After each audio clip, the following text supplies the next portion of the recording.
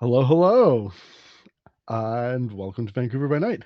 It's me, Sam Carnelli, on this channel with Fiblancers, and Steve is polymorphed into paper towel and or multiple miniatures that are going to change before your eyes, and a little bit of the fabricate spell, thanks to some incredible miniatures from Eldritch Foundry.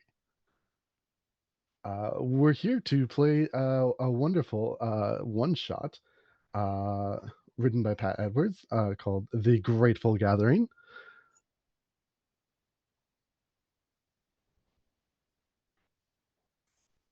Oh, of course I am, because why would everything work perfectly? I never roll well when tech is involved. Maybe there's a little of the Sombra in me. I don't know. Why aren't you going? Did that change anything? Of course it didn't. Let's try. Did that change anything? Oh, of course it didn't. Well, what else could we do here? How about this button?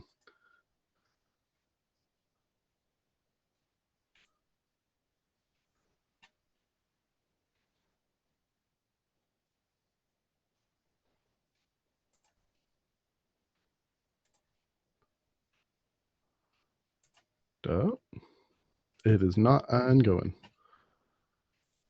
Oh, how about now? That seems better. I don't know why I did that.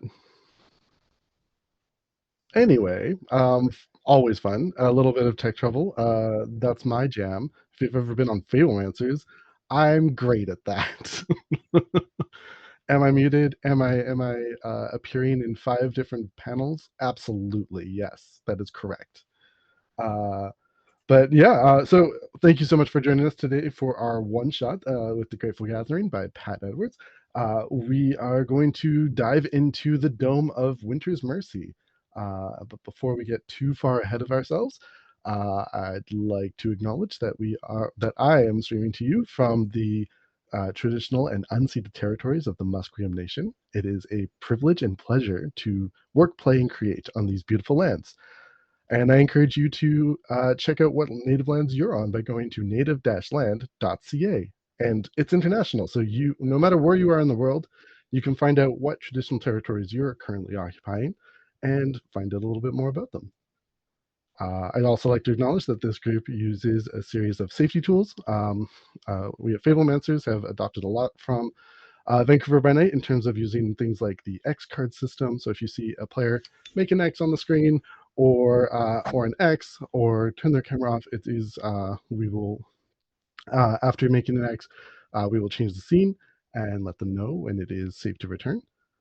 That's it for you at home. If you find any of our scenes troubling or disturbing, which shouldn't be too much, a little bit of gore today, but mostly PG-13 with a little bit of R-rated swearing,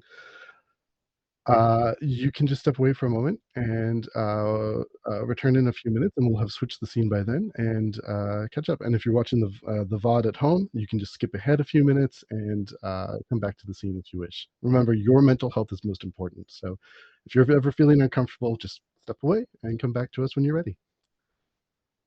All of that said, everything out. Steve, is there anything else you'd like to jump in with?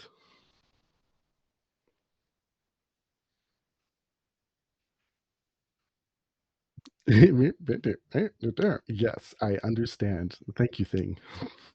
Uh, moving along, let's introduce ourselves and a little bit about who we're going to play today. Starting with Tim. Hi, I'm Tim. You can find me on Fablemasters, DM and player.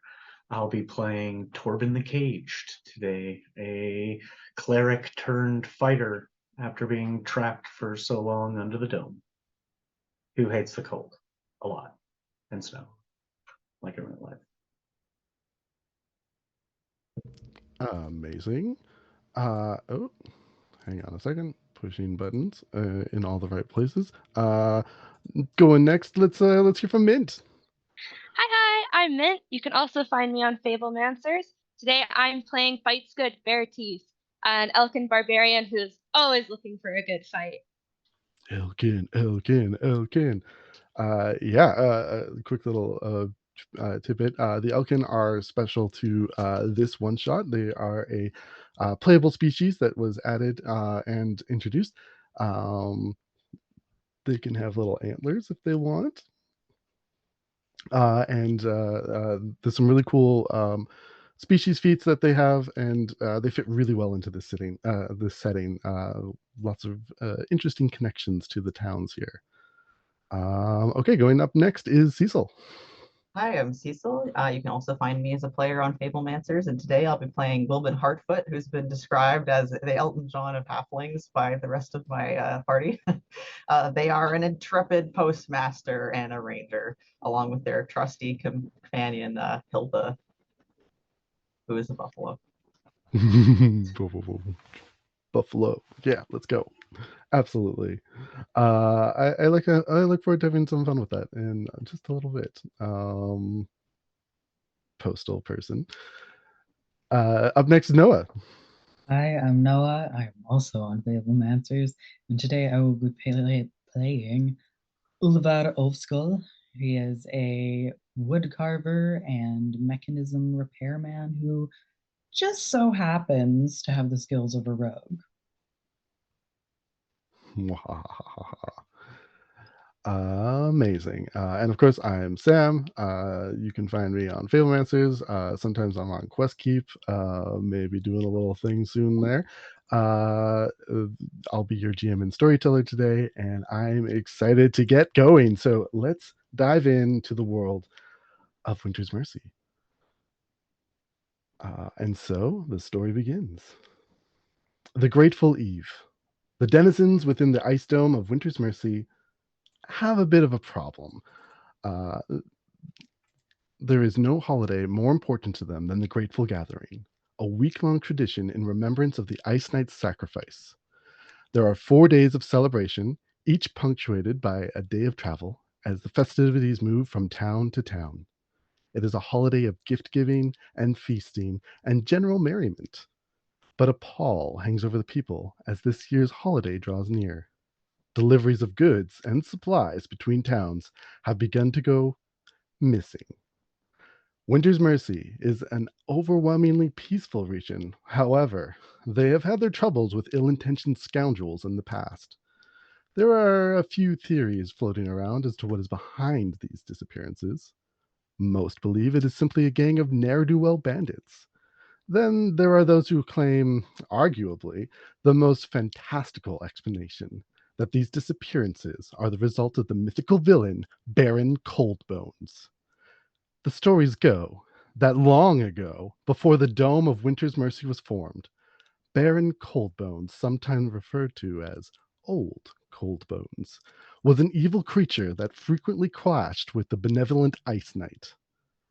The legends go that Baron Coldbones wants to bathe the entire world in snow and ice, freezing all warm-blooded mortals into a permanent garden of ice statues.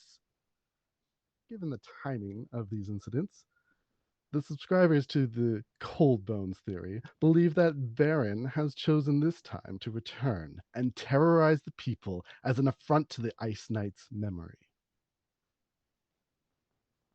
We find our lovely party in the late morning on the Grateful Eve in Hazel Bluff. This quaint hamlet is the location of the first day's festivities, a celebration called Brighter Dawn. The town is packed, and the two inns in the town are beyond full, stuffed to overflowing. In fact, there is stuffing coming out the sides. There's bits of straw strewn about the sides of the buildings under the eaves in order to accommodate all of these travelers that have come to celebrate and be together for the holiday. You see the rime hides, beasts of burden that resemble buffalo with stark white hides. The bushy manes around their head and neck and shoulders look like piles of snow. And of course, that's why they get their name, Rhymehide. We're going to, as you are looking forth, you see in the center of Town Square, there's a few last minute preparations that all of you are doing in time for the festival here. Ulvar, You've got many talents and skills. Can you describe yourself a little bit, and what are you whittling and/or carving away at? Right now, Ulvar he's hunched probably in a door stoop where it's like kind of warm, but he's kind of out of the way of a lot of the bustling folks, and he's a short, older fellow wearing lots of furs and muted colors. He kind of blends in with the crowd. Long, blonde gray beard, and his bushy brows are pulled in tight as he focuses his meaty but very adept hands on this very tiny little carving. I think of a bear who's got two little baby cubs like attached to her. It's one piece of wood, but they're walking along with her, and it's one of the many little knickknacks that he works away at and likes to sell while he's going from place to place. Wonderful. Um, uh, who are you carving this item for? Is it for yourself? Is it for someone else? Just for the general market. During these festivities, it's a great time to sell little bits and bobs, get some extra cash for traveling from town to town. And, who doesn't love a little toy? Sometimes he makes little horses for kids. Sometimes he's made little sculptures of what he thinks the Ice Knight would have looked like based on the stories he was told as a kid. He's made little action figures of heroes or of critters. He makes all kinds of things, just things that he think the general populace would be like, oh, hey, that's cool. I'll throw this guy a couple bucks for that little thing. So he's working on a couple of different pieces to sell during this, or sell or give away, depending on, what people have, what he needs for the festivities. Amazing, love it. We flip over to the other side of the market square. We see one of the Elkin. Fights good Beartooth, bargaining with one of the merchants over calcium tablets. You know that antler season's coming up. You got to grow those real good velvety antlers, and in order to do that, you need to make sure that you have plenty of calcium for when you go through osteoporosis in terms of growing out your horns. Uh, uh, I can't let these go for possibly more than 1 silver. Please, please, please, please, please, please, please, please, please. I'll fight you for him. You'll fight me for them? Yeah, Arm I'll wrestle? fight. Or do you want to pin? I just want to fight.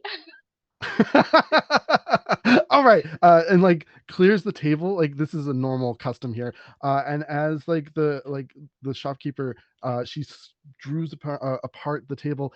Things magically roll themselves up and put themselves aside. You're not sure if this is magic or just like maybe a really intricate contraption. Like you can see the little gears moving as you look a little closer. Like magic in the terms of like technology. As things move aside, none of the items are damaged on the table, and she puts her arm down. You ready? I'm Roll athletics. Oh, you got to beat a 13. ready. 11? Slams him down. I'll take my silver. Oh, shit. How'd you do that? I've been drinking a little tonic on the side. Ooh, do you sell that? Certainly. You know what? You need it. I'm gonna include it with this month's calcium tablets for you. How about that? Wow, thank you so much. Anytime. You're my best customer. Not many of the elk can come through except for this time of year. Yeah, and if you want, you can drink the tonic now. Glug, glug, glug, glug, glug. It will give you a +1 to your athletics checks for the rest of the day. The creatine, you're getting that pre-workout in. Protein shake. It tastes it starts off like tasting like really bitter and then gives way into like a snowberry flavor. It's very blue. Wow. You should sell this to everyone. If you just got some of the snow and put it on top, everybody would be drinking it, and then we could all fight. Well, you know what? You talk to some of the merchants in town, and if you set it up, I'll make it happen. This would be Uh, great. yeah, and as you walk away, maybe describe yourself a little bit. So I am pretty short. I I got messy hair with twigs and pine cones and leaves in it. There's a few braids tossed in as like an effort to keep it all together, but I gave up a long time ago. My antlers are mostly broken from all the fights that I've been in, and I am wearing a big, oversized bear skin that's in like the shape of a cloak. Incredible. And as you weave through the crowd to find your adventuring friends, we shift around over to uh, Torben. Dear little Torben, how are you coping with the crowds of the marketplace? And as you're kind of moving around, what do you look like at your height? You see, well, Torben standing a little bit taller than some of the other folks, kind of pokes his head up. You see the like big kind of fur hat, kind of flop to one side as he wears this like heavy metal like breastplate and like heavily padded armor that's like blue and white with like crosshatch. You see like around his waist is like a kilt as he like reaches into the leather pouch in front and like pulls out a gold coin and just kind of stares down like a small group of travelers that look like they're just from like the wilds, and he'll just you you tell me, lad, that you've seen a crack in the dome? I'll pay for its location. Come on. Mister, I'm 11. And what do you mean? I didn't see no crack. Well, you just told that joke then. You said that. Sorry. Move on, you ween little bastard. Mom! He like puts the coin back, like, and kind of like looks around, searching the crowd for antlers, as they're the easiest thing to spot outside of a very flamboyant bison riding adventurer, who he does So it spot make a first. difference. And we'll just start pushing through the crowd, just kind of like against the grain, kind of frumpily walking. You see this like older Scottish looking gentleman wade through the crowd, holding a long sword sheathed in his one side, and a big backpack ready to get the hell out of here at a moment's notice. Yeah, and as you're kind of making your way through the crowd, you jostle with one of the other men who looks at you and goes, "This for you. Keep it quiet," and hands you a little satchel. Take the bag and I turn around. Is this person still Just there? gone. It better not be a bag of shite. And I'll like open it up and like look inside. What do I get? I'll science womp it. Yeah, immediately you are assaulted by the smell of sweet and salty, and you see the most beautiful popped corn coated in various colors. You know, this is the stuff. This is it. This is the hazel mix, the top of the top. Well, guess it is the gathering. Not bad. I'll stick it in my bag and like look around at any of my adventuring companions see me. This Yeah, clutch and bag of you see on the snacks. back there's a little coupon, 2 for 1 for your next purchase of this over at the stall just at the end. Crumple it up. Seems like Never mind. the proprietor saw you walking around and sent a little something your way.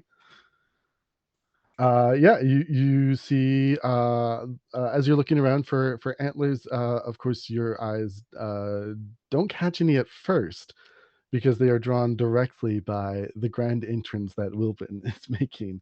As you see Wilvin trying to like maneuver this Rhyme in here. It's not going great.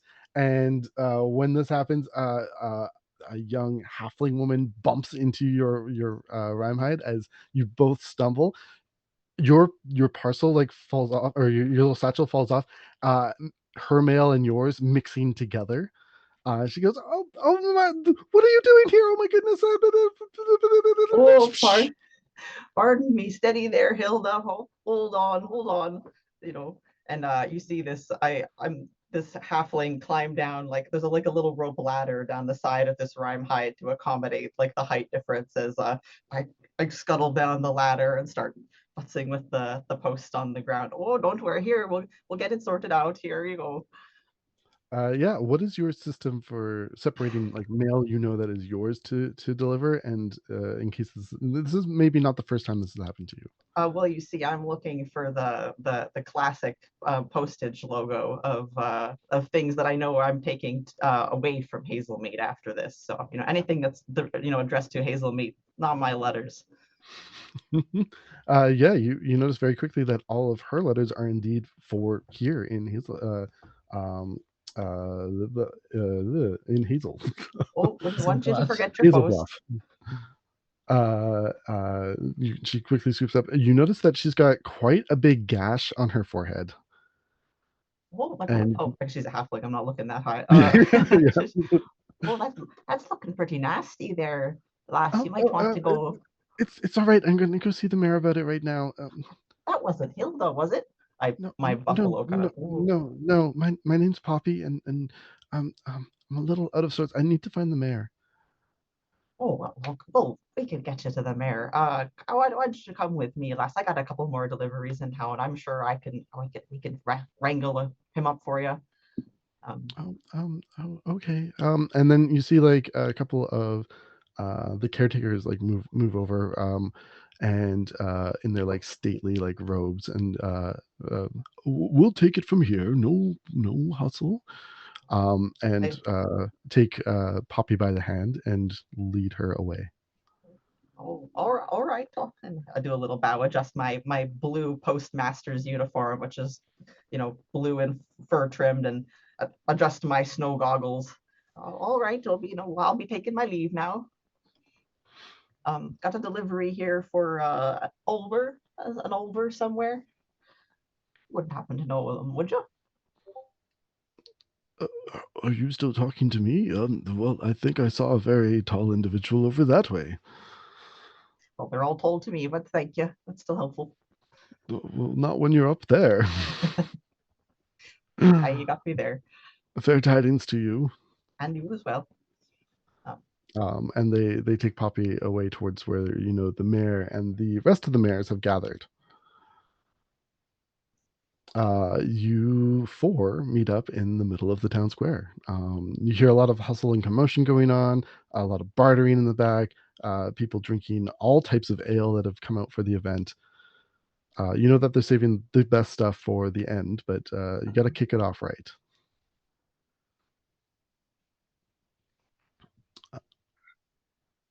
Oh, you guys having a good gathering? Yeah. It's always so bloody busy. Over, are you making a 6 sails with all those carbons? Yeah, I got. I made. He lifts up his little bear statue in front of his face. He's only about 5'2", so he's not very high up there. But I made that. Good stuff. Look at the craftsmanship there with your knife work is just improving. 65 years under my belt. You and me both, brother. He'll kind of turn over to Fights Good and kind of like show the like little bag of popcorn like off to the side, like, don't tell anybody else. They won't pay it at all. Have some? Yeah, obviously take it from me before I sniff it out. You hear like the commencement speech beginning across like from the like where the post office is. Lots of people have gathered around, and you see that the mayors have also gathered here and are beginning to speak. You see at their head is Mayor Barleycorn, a incredible orcish man who's very regal in his overcoat. Well loved by the people here. They've elected him many years over and over. Um, Beside him stands a very tall elven woman in a also quite regal overcoat. The stitching very bright and it really makes the lines pop on her elven figure. They You know that this is Mayor Josephine Bloom of Shiver Hill. You also see familiar to you because they've been a mayor for such a long time, well over a century. Um, this sentient being of wooden fibers and metal is known as a wargast, and this wargast is named Shelter. And they have been looking after Embervale for, like I said, over a century. Quite quite a sight to behold.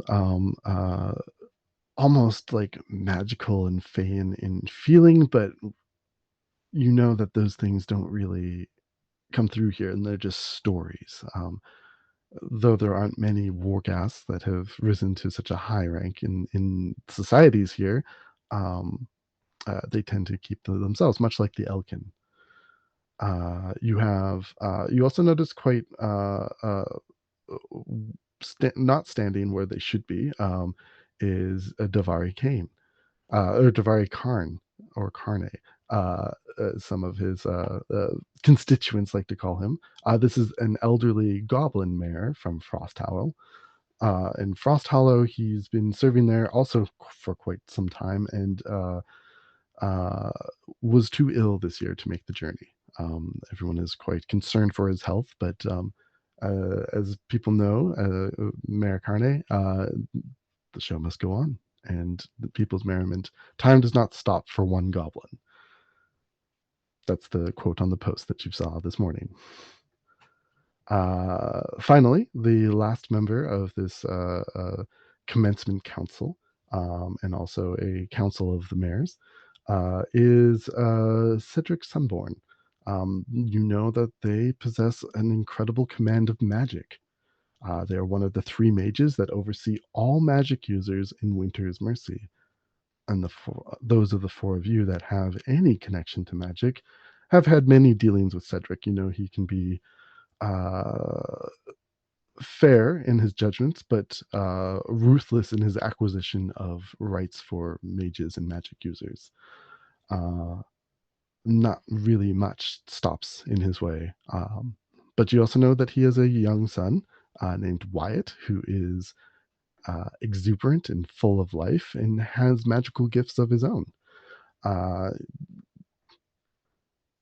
as the speech goes on, you see uh, the mayor like doling out tides of how the gathering will start and the trip around the lake to deliver all the letters will commence shortly. And all of this is interrupted as you see, or at least uh, Wilbin, you would recognize Poppy. The two caretakers that had taken her, you see one of them come up and tug on the mayor's robes as he backs away. You see like the other mayors kind of look suddenly, and Josephine like just glaring at Shelter and Cedric to start talking immediately because she will not. She does not want to be there making a speech. As Mayor Barleycorn backs away for a moment, and you see them holding a small council behind, you see the crowd begins to become restless. Things aren't. This is very unusual. Um, what would you like to do in this moment? Um, can I see if I can see Poppy? So I'll sort of scooch up a little bit on Hilda and see if I can perch over the crowd to get a look at her. Yeah, you like walk up on like their head and like between their horns. Like, I'll stand up raise a honestly little. and like prop my whole 3 feet self up to try and peer out over the crowd. Definitely. Give me a perception check with advantage. Betcha. That's actually pretty good. That's a 25. Yeah, you notice that her head wound has been tended to a bit, briefly but and quickly. You notice that the satchel that she carries has been it's kind of being carried on its side because it's actually been ripped open. You didn't notice that before, and maybe that is why it was so easy for her letters to scatter when she bumped into you. Uh, but she's looking like she's been through something quite traumatic, which is very, very odd for this time of year. But also, you see entering the crowd a group of raiders. Welcome in, raiders. Thanks so much, Mozzarella, for the raid. Really appreciate it. We are playing a one shot right now in 5th edition called The Grateful Gathering. And currently, a wounded halfling has stolen away the attention of the mayor, who's in the middle of a commencement speech during the festival. So we have Wilbin. All of this information that you just received, like the Winter's Mercy here is very peaceful, and for a traveler to be attacked on the road is almost unheard of. You're a postal person yourself. You've delivered letters to and from all this region, and you've never encountered troubles. You know that the wardens are able to take care of the roads. You know that they're charged by the caretakers to ensure that wild game is lured away from these well-traveled paths. Like they only kill if it's very necessary. They're very good at uh, turning creatures' attention away from towns, away from paths, and often will shadow larger groups in order to ensure their safety. So this, for something like this to happen, is incredible. Mighty concerning, I tell you what. Yeah, I'm gonna hop down off and go kind of look for the others and kind of trot over and be like, I ran into the strangest thing on the way here. Looked like a traveler had been jumped in the road. I should whisper that last part. Been in there a while since that's happened. It's unusual, yes. Especially during the gathering. That's a bold move there. It's not the time of year for thieving. Why? Did I get a sense? The scratches on her head. Could I tell if that looked like it was made by like an animal or like a blade or? With your perception check from earlier, which was very high, definitely ragged like claws. It looked like it was some kind of animal, which is a little bit, I would think that the caretakers are normally a little bit better about that sort of thing. But do I see any caretakers in the crowd, like near this injured individual, or have they Yeah, come into town alone? The two caretakers that Wilbin saw look after Poppy. The caretakers are like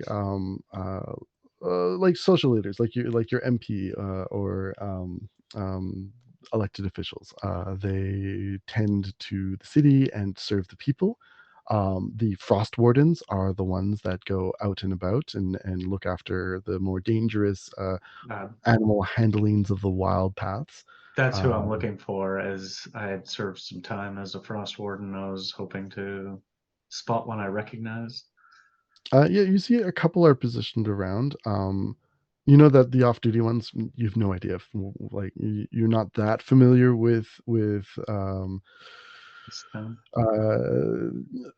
Hazel's Bluff and their frost wardens, but you've heard a bit about how like your society in general is pretty good. And looking around, you see the regular like two stationed by the mayors. Look around the square. There's a couple at the leading in and around, but crime is really not popular here, or at least it's not well published. Right. People often leave their doors unlocked at night. They're very trusting here, and many of the settlements around. Some of the smaller settlements still do, because wild animals will wander into their village sometimes if Frostwarden has missed one or two.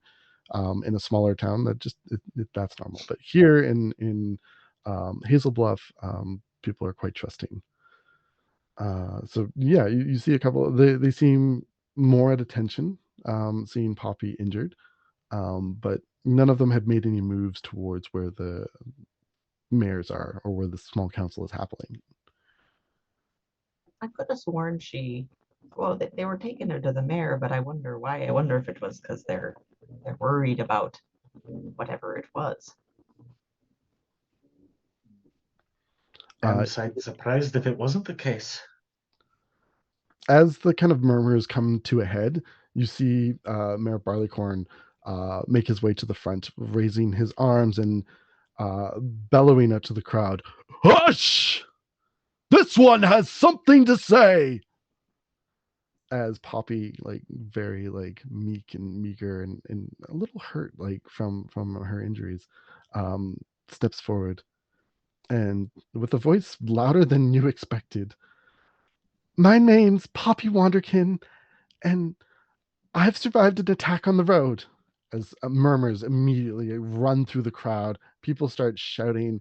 One woman is in a panic, like picks up her three kids, and then like tosses one to her husband, who's trying to help but is trying to figure out what's going on. You see the just chaos beginning to erupt when Mayor Barleycorn raises his hands again, and everyone just begins to look. And a hush falls over the crowd without him having to say it. Well, as we were nearing the end of the Greenwood Path, something attacked us. Heavy wads of ice and snow began careening down from the trees. I honestly don't know what happened to everyone and everything, and it was all a bit of a blur. The only reason I got away was because I was already alert thanks to my and then from under her little coat she pulls out the smallest of dogs, this little floof of a thing, who now that is out in the cold is like looking up and that Sugar Plum, I wouldn't have known to run, and he could smell something was off. And when Sugar Plum's hackles are up, I know something's wrong, and I fled. I ran as fast as I could, and something hit me from behind. And when I woke back up, I ran and I ran and I got here. We need your help. You see Mayor Barleycorn kneel down and offer a small hug to Poppy, who accepts it and is crying softly. You see the mayor is also crying a little bit as he like wipes his orcish eyes and turns back to the crowd. "I will call upon you, heroes of Hazel's Bluff, to go and track down what happened here. The first hero I name, Valen Quickstep. Your service is required. Thagmere Green Eye, you and I have not always seen eye to eye, but I know you will protect this town. I charge you, sir, to also step forth. Next, among those of you who I need to my service, I require Ulvar, and Fights Good Bearteeth, and Torben, and I guess Wilbin as well. We require more the services of your Reinhide and your quick eyes.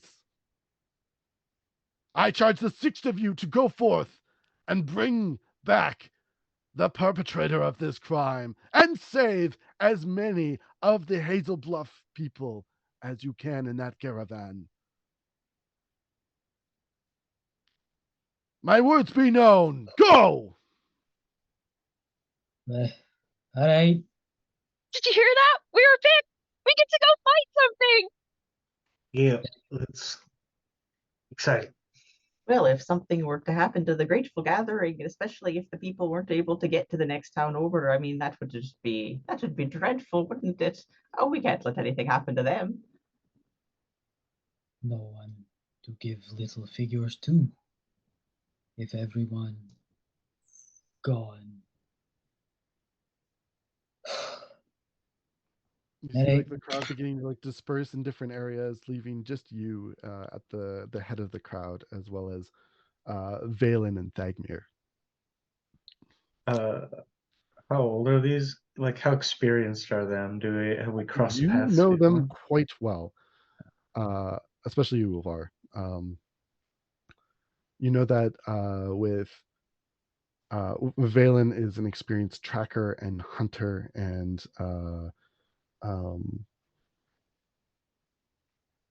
come here. Where is your description? There we go. Also, an Elkin man, large antlers on his forehead, very muscular build. He's got a nickname known as the reindeer for a reason. Not derogatory. He's very fond of it. Uh, like I said, one of the best hunters and most well-known frost wardens across all the towns here in Winter's Mercy. You also know that Thagmir Greeneye is a goblin man, a bit older, also quite seasoned, not as well known as Valen Quickstep, but Thagmir Greeneye has had his time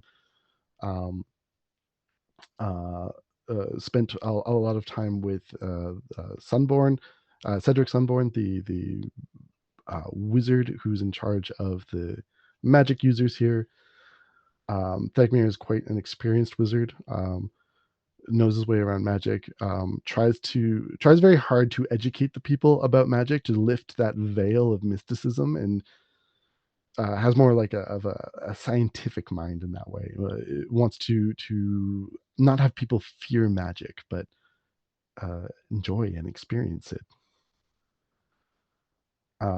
As the two of them walk up to you, you see Valen approaching Fights Good first and does a traditional Elkin greeting to you.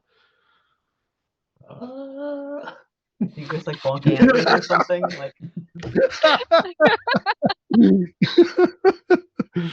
Does anyone have a salt lick? Got calcium tablets, but they're mine. Oh, did you get them for how much did you have to pay? I had to pay 2 silver for those this year. Ha ha! All I had to do was arm wrestle. That's an option. Of course it is. Must Fighting's really always like an you. option. I mean, I've been going to the apothecary for many a year, and never has she offered for an arm wrestle. Are you sure there's not something between the two of you? I don't know. I just said I wanted to fight. Oh, I see. Well, it's good to meet you finally. Yeah, it's nice to meet you too. Do you want to fight me? Is this something you proposition to everyone you meet? A little bit. I will abstain for now, but I appreciate the offer. I'll get you.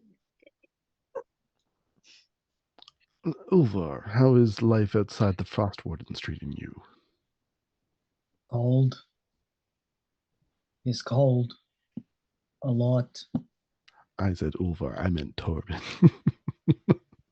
Thank you. I was wondering why you said I was with Frost Wardens. I only know 2. I don't even know your name. I don't know where that came from. Thagmir, have you been casting that mystical stuff around me again? All humans look the same to him. Well, Uh, Torben, I well, you are, it's and I my hope you. answer's honestly the same as it's cold. It is cold, yes. Much less enjoyable than when we were walking about, but it looks like we got quite a hike. Says this Greenman Pass where we're going or where we came from?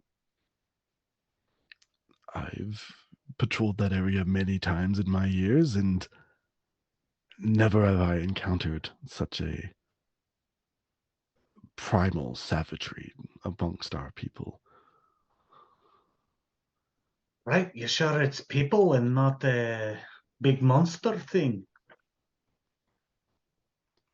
In all of my time patrolling all of our routes, never have I seen a big monster thing. But should I find one, I promise you, I will take it down. So you don't think that it's a monster thing? You think that maybe we got some rabble rousers around here? In my experience, nature begets nature. Only humanoids could possibly have done something of this nature. Evil does not run rampant into our woods. Not since old Cold Bones was defeated, anyway. Right. Last thing we need is old Cogbones shaking things up around there. Was it your patrol that let our little puppy get pinched?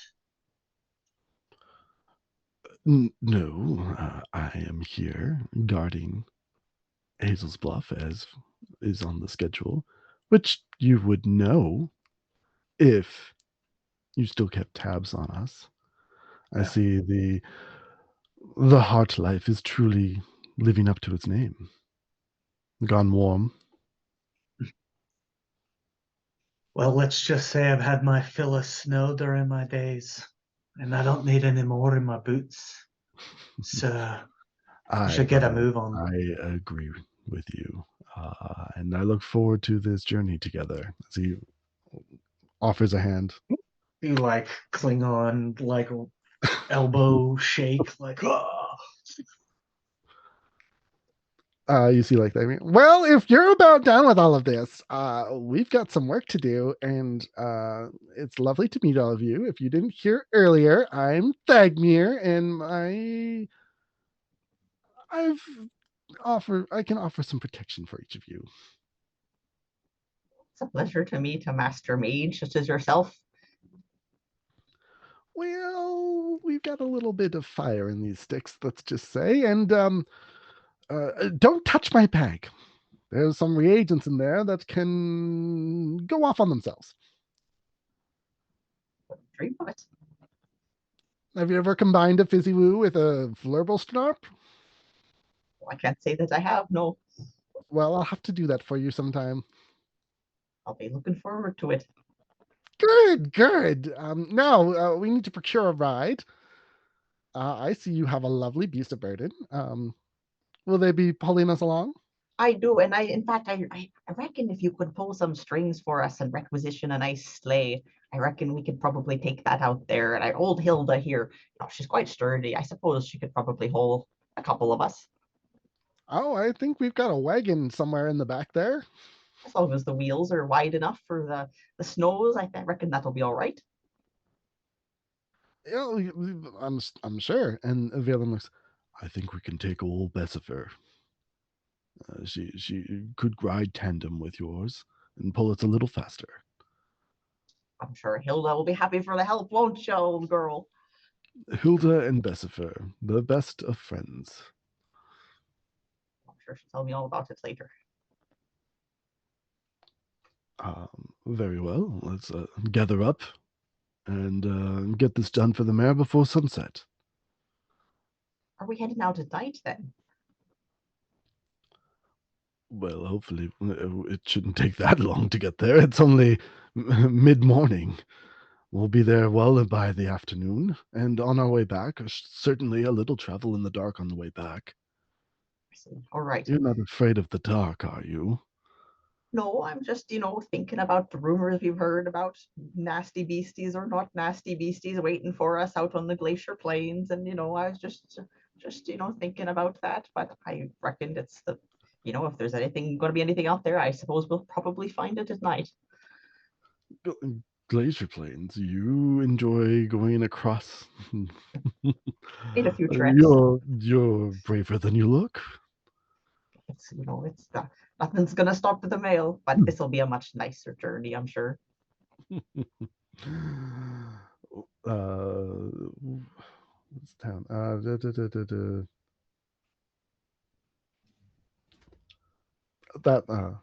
So I take it then you're from Steel Harbor?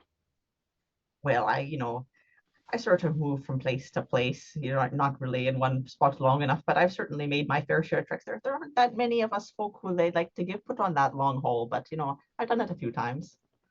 It's miserable. Impressive. They're the only townsfolk I know that would risk going across the glacier. In fact, go across the lake when it's fully frozen.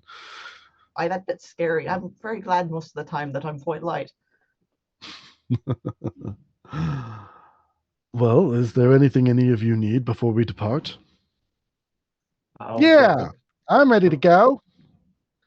I'll look over and look over to Fight's Good and just be like, "You got any more of that sweet corn left? Should we pick up some more for the road?"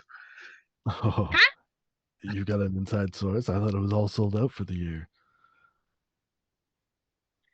Well, they're about to be. Well, I kind of like bring up this card that I got, the 2-for-1, and I'll just be like, "That would be a bit of a cheeky play, wouldn't it?" VIP. Wow. I've never. You really have been living here, haven't you? Well, there are perks to sticking around and not disappointing people, Valen. And I'll go and get some popcorn for the road and some other supplies. Maybe even like a few more pairs of socks if they got them. Some festive ones with little gathering trees on them. Little Excellent. dingleberries. What? What kind of berries? Dingleberries, the little dangly bits that are hanging off your socks and your hats and Sounds like a Right. euphemism. people. The more times you Oh, say it, I it thought you gets were worse. talking about something that powers a fireball spell. Yeah, well, that's just like you, isn't it? Always thinking that people are talking about you, eh, smarty pants, and I'll like rustle his hair. Yeah, it's like little like scrabbly hair on like light green skin, faded over time, very wrinkly, like incredibly wrinkled, and then long goblin ears. Even Like your they shouldn't hair's be getting that long, wrinkly, but they old timer. are. And they're not as rigid as you thought they might be. Like when you touch, like you kind of touch them as you're giving them a pat. They're really soft, like almost like Dumbo ears. But yeah, he seems to take kindly to it. Is there anything anyone would like before we depart? We got torches and stuff, right? I got a torch. We got enough. We got lantern. Somebody got a lantern for the night. You're awfully afraid of the sun going down, aren't you? Some of us don't see as well in the dark. And if I'm going to be out in the middle of the snows getting attacked by some bloody great monster, I'd like to be able to see it. Thank you. There is snow, and the light reflect. We get winter dark. That's We're true. I mean, fine. it's the moon is pretty good most of these days. It's probably all right. We fine. I'll We just like handle pat the We tough. hilt of the sword and I'll just be like, "Don't worry, old Mooney's got us." And I'll like kind of unsheath my like moon touched sword and like resheath it. Oh, are we showing swords now? Shut up, Ellen. You see, like he's got like his sword like halfway pulled out, and he's like, oh, puts it back. As you're packing up the wagon and hitching Hilda and Jessifer or Bessifer together, This is for such a great name for a. Small info dump. I only recently just learned that like uh, beasts of burden work better when they're riding tandem instead of like one in front of the other, because like they match each other's speed, and they don't. Otherwise, like the one in front like tires out really quick. Right. I had no idea until like last night listening to my audiobook, and I was like, "That's a thing? Of course, it's a thing. That makes so much sense." Also, so Anyway, that they info can dump talk. over before I get too far into that. Gossip these old biddies rhyme hides. They love to gossip. You know, you put them next to each other and they'll be at it the whole time we're going. Oh, Bessifer's like the stories she could tell. Like she and Hilda are gonna have good fun. All right. So as you are packing up to depart, you hear a small "Wah!" as you all turn and see Poppy. And she looks up at you all. Um, we want to go. Why? You want to come with us? Yep. But you got attacked. Why would you come again? And she looks directly at Wilbin.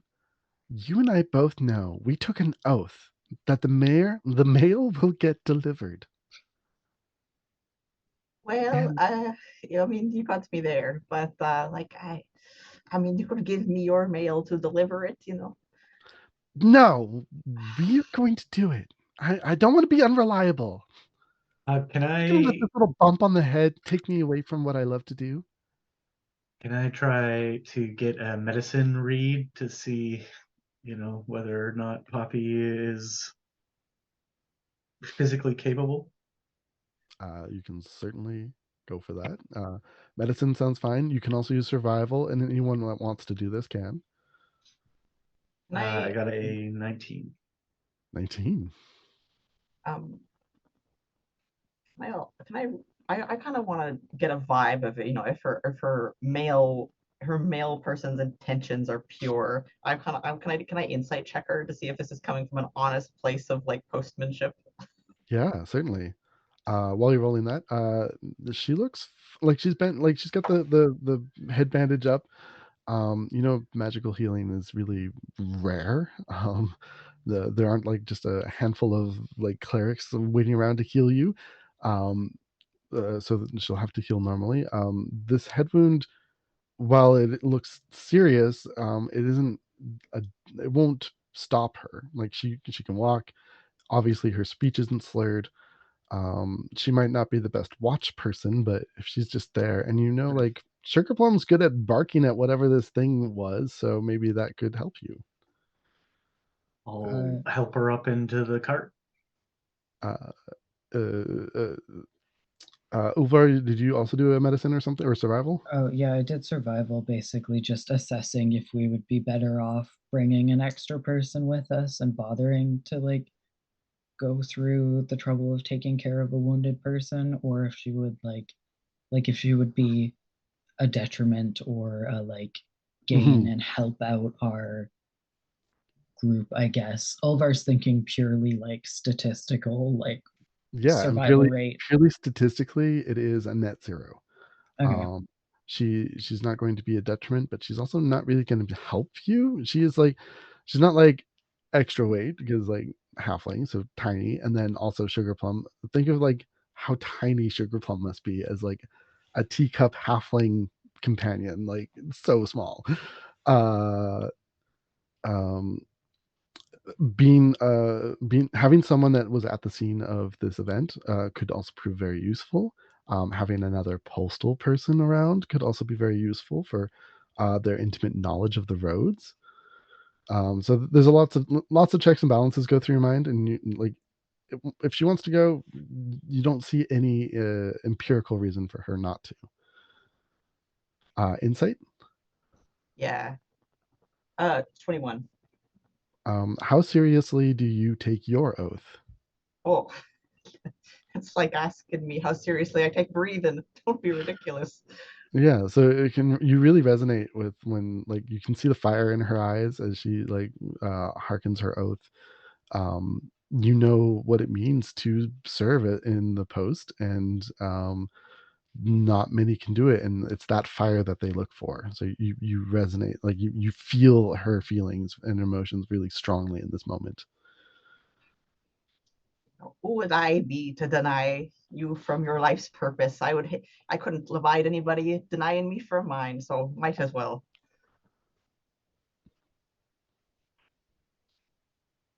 Looking at Fight's good. Like, do you have anything to add? Are we gonna go fight soon? Valen looks at you. Well, we never hope for a fight, but yes. Oh, I kind of hope for a fight. It's kind of boring around here. So I'll leave you back up and jump on and begin the ride, the half-day ride towards your destination in the pass. As we get underway, I want to I'm gonna throw you a little curveball here. I'm gonna kind of do some classic old school halfling druidcraft, and I want to cast Speak with Animals because I want to talk to Poppy about what she saw. You want to talk to Sugar Plum? I'm sorry, I do want to talk to Sugar Plum. I'm like, did you just call Poppy an animal? I'm sorry, I was. Oh, that'd be kind of You're a Animals halfling to too. talk You to that's know. kind of halfling. offensive. Yeah, no, sorry, I want to talk to Sugar Plum. Good, all good. Um, Hey, I called you Ulvar earlier, so it's fine. we're all over the place today. So directed at Sugar Plum. I hear you might have seen something rather dreadful out there in the snows. The most dreadful, the most horrible. I must protect Poppy. She is my everything. Oh, I love this so much. What, if you don't mind my asking, what exactly did you see? I smelled evil. And I spoke. Uh, that's yeah. I imagine your sense of smells rather so. It just smelled really nasty to you, like kind of like animal nasty or like a person. Evil must be opposed. You know, you're a teacup chihuahua after my own heart, Sugar Plum. I think Shivers, like just shivering in front of you. I think you've got the right idea. Well, you keep that nose of yours sharp, and we'll, hopefully not get horribly murdered by something evil out here in the snows. I will speak against evil and protect Poppy. Good on ya. It's cold now. I'm going away. Goodbye.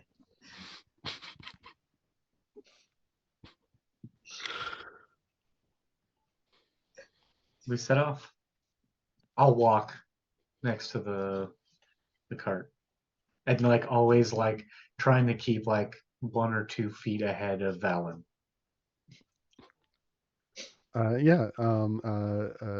Things progress. You get about like 20 minutes down the road and make your first turn, and it's exciting.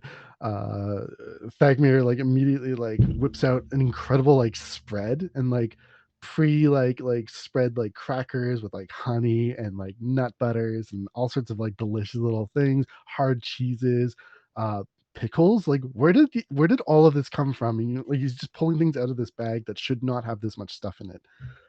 uh Wizards. I do not and trust where it came from, but it looks very good. He immediately like begins like he picks up like he takes like one of like the pickled carrots and like slaps it down on like a like hazelnut and honey buttered like piece of like hard cheese, and like just forgoes the cracker and the whole thing in his mouth and is like, so where are you from, Ulvar? Um, oh, Hold on, let me find it. I know what it's called. I just forgot the name of the place. It's okay. There's a lot of names. I feel you. Would it help if I just read them out? Yes. Where did it go? What the hell? Oh, there it is. Shiver Hill. I am from Shiver Hill. It's cold. Very Hearty. tough people. Very tough. I mean, that incredible hill that like down to where the town is, like being above Embervale the way you are, incredible. We get all the storms, get cloud, storm, winter, snow, get stuck on us. And then we Embervale stay warm and they complain it's cold. But we freeze. Whole faces freeze every year. But you like freezing your face, don't you? No, but I survive. Well, Uvar, do you have any family? What, are they dead or something? Unfortunately, not yet. Soon, Oh, they're getting old. Parents aging. Finally. I know that sentiment. My parents are long dead, thankfully. But my children survive somehow. They survive. All that matters. For now. Well, that was chilling. I love it. Who else wants to talk? What about you, Fights Good? Is that your real name, or did you give that name to yourself? My real name. Oh, it sounds definitely like a name you would give yourself. No, I just earned it. So you used to be Fights Bad, and now your Fights Good? No, I was just Baby Bear Teeth. Oh, so you do have a... Wait, what about your name? What's going on here? What are you talking about? My What do you mean you family used to are be the Bear Baby Teeth Bear Teeth? family on the account of fact that we got bear teeth. And they Oh, stick you a don't get finger named until later. in their mouth and show off like these bear teeth. Whoa. You know, I've never seen Valen's teeth like that. It's Valen's a like kind family of like... trait. You also notice like Valen has brought his own rhyme hide and is like doing little like forays out into the woods. Like comes back like everything's fine. And goes off again.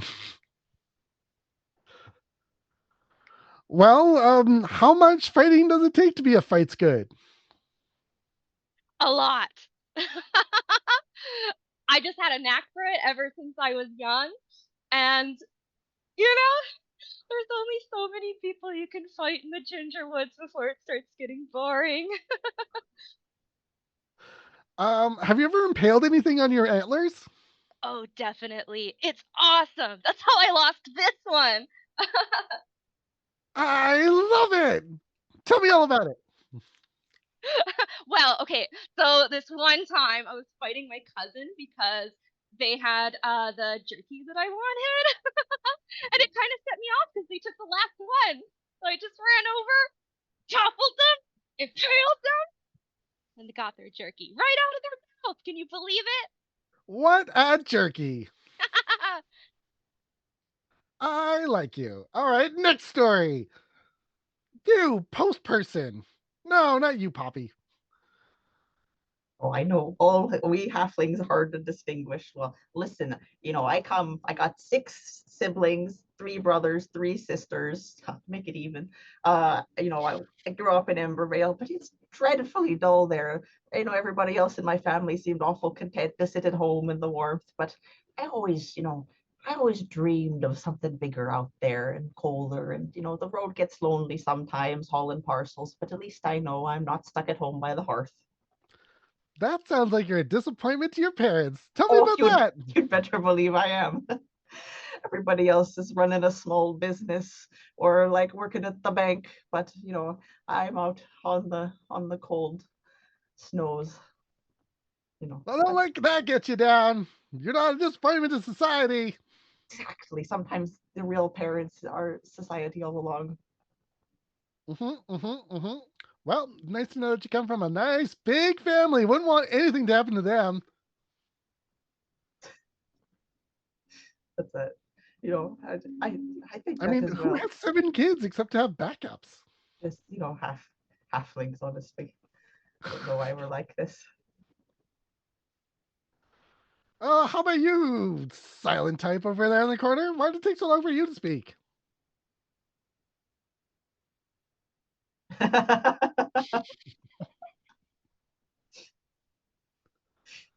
What's your name now? Tobin? Torben. You know, I'm just trying to keep my eyes out on the mission, on the road. I know you're Ah, okay, well, not all of us can. that's what we got Phelan for. He's never stopping. But I don't know what you need to know. I could tell you some stories about when I was a Frost Warden, but they can't be much different than your own. Let's get to the end. Why did you leave the Frost Wardens? Well, you know, born in Still Harbor and came across Ember Vale. I did my tours. I went to a few different places, and Going through the motions type. All right. We've heard that story before. well, to be honest, I was just touring the two towns because I was looking for some glory. I started my life as a cleric of the ice knife, uh, being trained, and I realized that doesn't matter how much good you do under the dome. The ice knight did their deed, and we're all very grateful. But in the end, we're all just trapped here the same as if we were trapped in the ice itself. And there doesn't Oh, seem to yep. be a way Trained out. by ice type. Oh, no. What? You know how they say that the ice knife split himself into 4 pieces, and that's what warms all of the towns? You know, the ever flames that burn in the 4 hearts? Yeah, very aware of them. Yeah. What party part do you think was back there in Hazel Bluff? Or in Embervale? I think You, Embervale is the left arm. well, you can do your pondering, but it's a celestial being, and you really kind of miss the point of the story in itself. Now, do you think like when we breathe in around the fire, are we breathing in part of the Ice Knight himself? Like they're pretty. I think we're inside the Ice Knight's eye, and the dome Oh. itself is the lens that looks out into the celestial world. Now, there's a theory I haven't heard in years. Excellent. Is that what you get for traveling around all the time? Yeah, you learn to see uh, you learn to see Glacket people right from the get go. And you, my friend, Someone's been hitting the bark, I think. well, got to keep No, I myself prefer it busy. distilled, but something about you tells me you smoke it directly. Don't know what you're talking about. No? Well, if you ever need a little pick me up, just let me know. He puts more food out, even though like most of you haven't really touched it yet. He's eaten like half of it, and now there's more. I don't mind if I do. This is a much better spread than the, you know, the normal hardtack. I'm not going to pass this opportunity up. I love wizards. Gosh. The whole time Olvar has been he's got his big cloak covering his arms, and he's been like sneaking the food because he wasn't quite sure if he was allowed to take it. So he's been like sneakily snacking at the bits closest to him.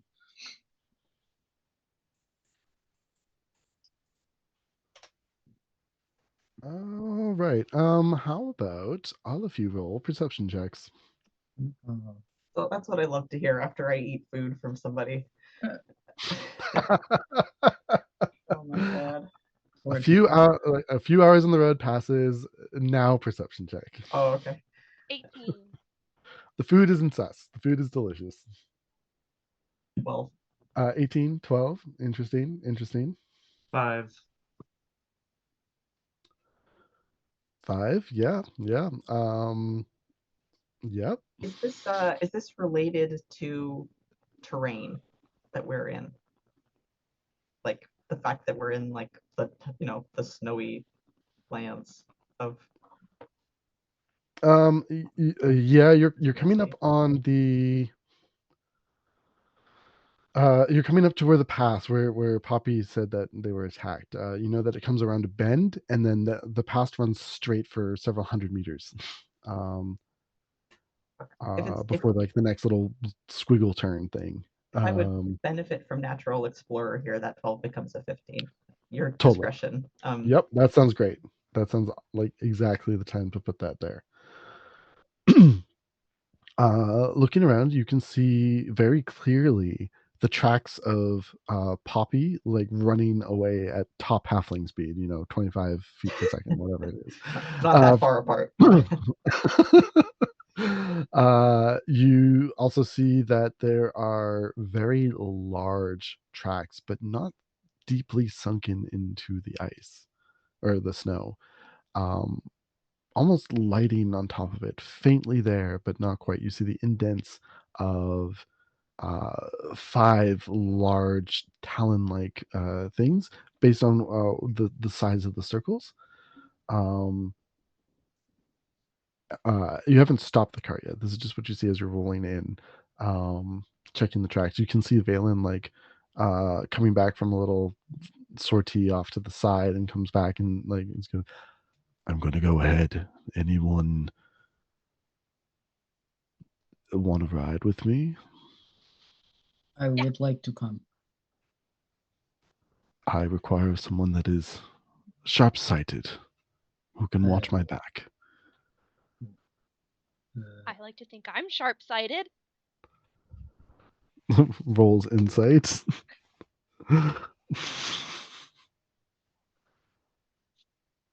Well, if you are the most sharp-sighted of all of us, then I guess you're coming with me.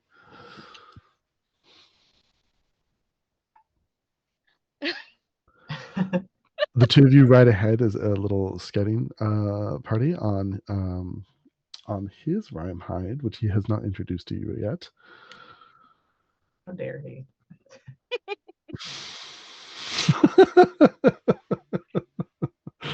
I mean, if you want a name, he can have a name.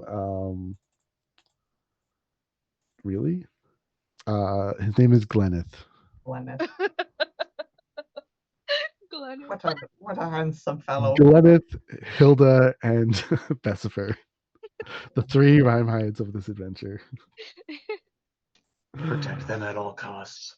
Glenneth is a little shaggier than his female counterparts, but you'd only know that their genders if you asked.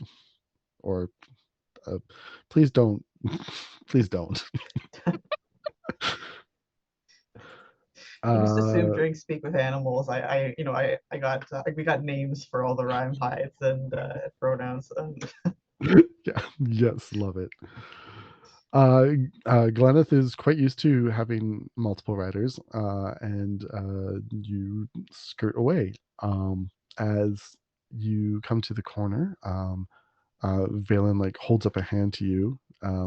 You might know what this means. As like you come to a stop. It's like quiet. And as you peer around the corner, please make a perception check.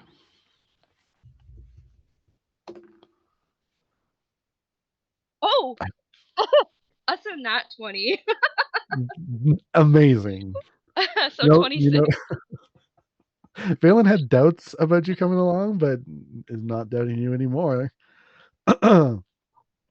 As you peer around the corner, he is whispering like what he's noting, how the The tracks are many and scattered and wild, except for poppies. You notice at the far side of this scene, the caravan has been destroyed. You see mail and parcels and things all over the place. Um, you know that there's some mail that you've been waiting for. Uh, Antlers Quarterly, like it's that time of year. Your subscription was supposed to come in. It's a very important document for you, and it's in that pile. You know it's in there. Um, in fact, Smell each it. of you have a little something in that pile. Um, as you continue to search with your eyes around the grove before you make any sounds, you notice that there are only two maybe survivors. It's odd because the way that the light is reflecting is just wrong. And then suddenly it dawns on you that the two bodies are encased in ice. And the glint that you see is coming from the sun going through almost impossibly perfect ice, clear but rippled. And the way the light refracts through it, a rainbow prism on the outside, on the backside. And gnawing on these two ice cubes is a large beastie, fur blending with the snow, almost impossible to see. You just see the ripple effect across the grove as they are trying to get through this ice. You see a distance of like 200 feet. Your incredible sight sees the two eyeballs inside of two pairs of eyeballs inside each of these ice cubes moving around frantically with fear. Well, he told me to be quiet, so I'm just gonna be like tapping on him. Just, He doesn't have seen to notice this detail. the eyes or the beast? Um, Neither. To put it fairly, I rolled a 20, like flat 20, uh, and he hasn't picked up on this. He's really focused on the caravan, looking for bodies, which he cannot find, looking at the mail and the parcels and the tracks, and the lack of gore.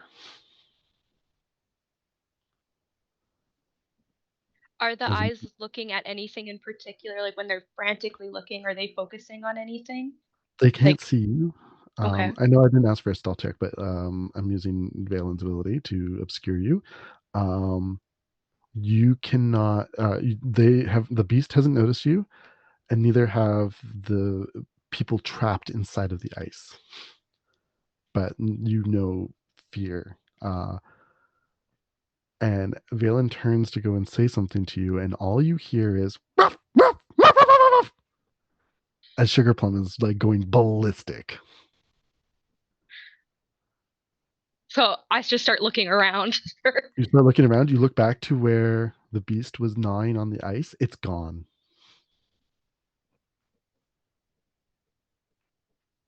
What would you like to do? Do I hear anything? Like besides the dog barking, like do I hear rustling? You hear the dog barking, you hear the attempts to quiet Sugar Plum, as they kind of like echo in your direction. You do not see where that beast has gone. Valen looks at you, notices your expression. What's wrong? Tell me now. Don't you see? And like points to the people in ice. Like they're freaking out. They're really freaking out. There's So's the dog. people? Well, we should go rescue them. Let's ride in. Ah, I think something might be here. And it's just excited at the idea that there might be a brawl. You see, like, his expression go from, like,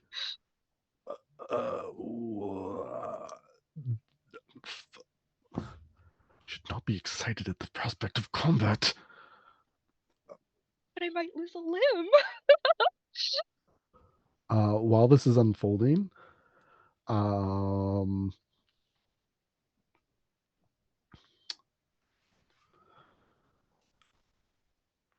you don't hear anything. It's almost like an absence of sound. And as those of you back at the caravan trying to calm Sugar Plum, you see Dagmir like get up and go, "Don't move!" And you just hear ruff, ruff, ruff. Well, I think the fact that Sugar Plum's barking probably means we found what we're looking for. Evil. He told me earlier that he would bark if there was evil about, and he's barking. I can feel it. I look after yourselves. And he jumps forward as Dagmir like jumps behind you, Wilbin. As you turn, you see him grapple onto this thing that had just risen out of the snow and gone to slash across your back. As he tackles it forward, everybody roll initiative.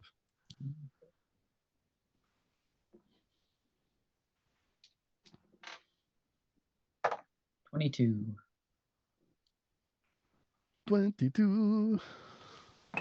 I have a question about something. So danger sense. Does that mean I get to roll again for initiative? It means you can't be. Ooh, interesting. Can you be surprised? Is that part of the text? I just have an advantage on dex. If Dex initiative save. counts as dex. If not, I'm fine with my roll. I got think 16. you get advantage on the initiative as a barbarian later. Okay, never mind. 16. Still good. Natural 20 for 21. Roll 20 for 24.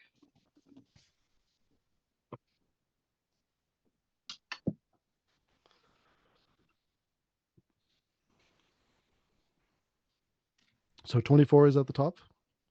And then 21 from Wilbin. I had 22. Oop. Some high rollers in the chat today. Ulvar. Wilbin.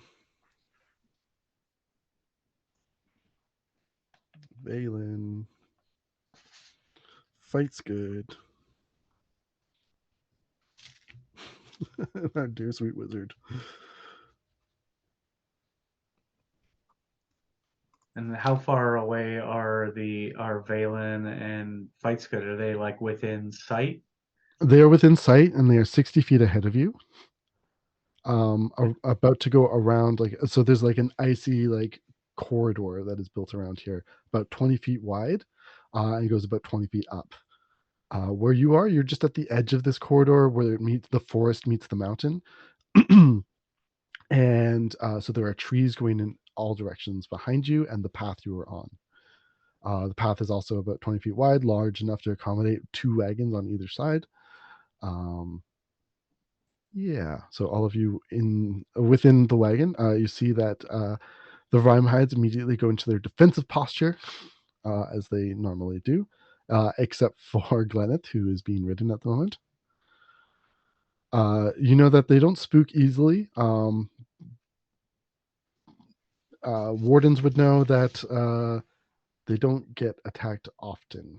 Usually people are, if in the few instances that people have been attacked, it's people, not the rides.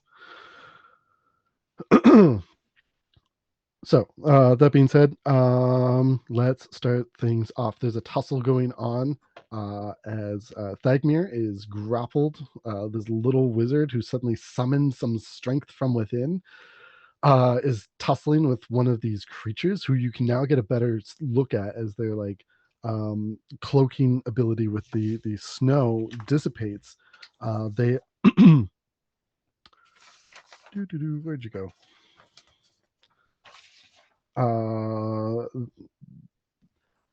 They have like large claws. Their fur ripples, and underneath it, you can see like as they move more and more, it's actually a gray color. The white on top is just to help them like camouflage a bit. These claws, they have one hooked claw on them, and then also claws like on their dew claw is just ridiculous. It seems to be trying to angle its feet to get at Thagmir, and Thagmir, having accomplished what he did, is going to not have time to act. will have time to throw up a magical barrier. As this thing's claws smash into him, this green glow emanates from around uh, uh, Thagmir, almost in like a Christmas tree shape, like a nice pine. As its claws can't get through for the time being.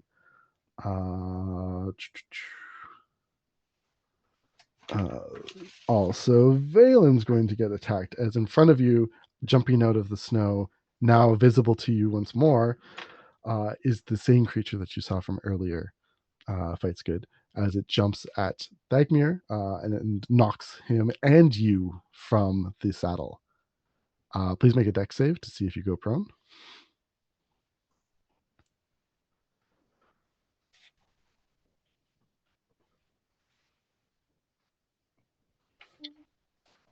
I get advantage on this one, right? Mm-hmm. Great. 13. 13. That's enough. You do not fall prone. You do fall off the mount, but you are not prone. And Gleneth immediately retreats, running back towards the safety of the other group. Throws on the Rhymehide brakes, as like sees more of these creatures around the thing, and just goes into defensive posture right in between the middle of you two. Okay, Tobin, let's go. Nat 20. Better than a 24. I got a 24. But not 20 plus 4. Oh wait! Oh, you got us Wilbin mixed has up. We nat had 20? 2 nat 20s. We had two Yeah, nat 20s, well- both with +4. No, mine was a +1. I'm 21, so it's Got it. Okay. Wilbin, Olvar, myself. I'm gonna scramble to the front of the cart, and can I use my object interaction to untether Hilda? Because my beast companion is currently pulling the cart. If you want to, but you know that they will be safe. Well, yeah, but I don't want her to be safe. I want her to gore him. You want to attack? Okay. Yeah, go for it. I'm a Beastmaster Ranger, and Hilda is my beast. As a fun fact. How far actually would she be at the front of the cart from the beast menacing us, where it's hitting Thagmir? Like less than 10 feet, like 10 feet. Okay. I'm gonna use my first attack. Hilda, go get him. And have her charge it and try and gore it. Okay. That is roll that. 21 to hit. Hits. God, that'd be a little scary if it didn't. 1d6, so 5 plus 7. It is 12 piercing damage from as 12 piercing. Hilda. Okay, yeah, this thing as like Hilda like bashes into it, this thing gets up on its hind legs, now standing well over 7 feet. Oh wow. And just begins to howl. You see the other two beasts that are in the vicinity also begin to howl. Oh, I don't suppose that's good. There's no harmonizing like last week. Like last week. I'm gonna scramble backwards and you're about to have mail, and use my bonus action to Hunter's Market, which is normally how I would, assign. You can imagine like I'm chucking a stamp at this creature to indicate it's about to be a subject of a delivery, and the delivery is a attack from my longbow. Beautiful, love it. That's everything. That is it. Is a 14 hit? Probably not, right? 14 just hits. Just hits. Okay. Just hits. Right on the AC number. And 12 more piercing damage. 12 more piercing. Okay, this thing is wounded. It's blue blood leaking out of it, starting to hit on the snow, and then you notice that as it falls, it turns transparent. Look out, Mr. Wizard! And I'm gonna scramble backwards behind the cart. You just hear, I got this one.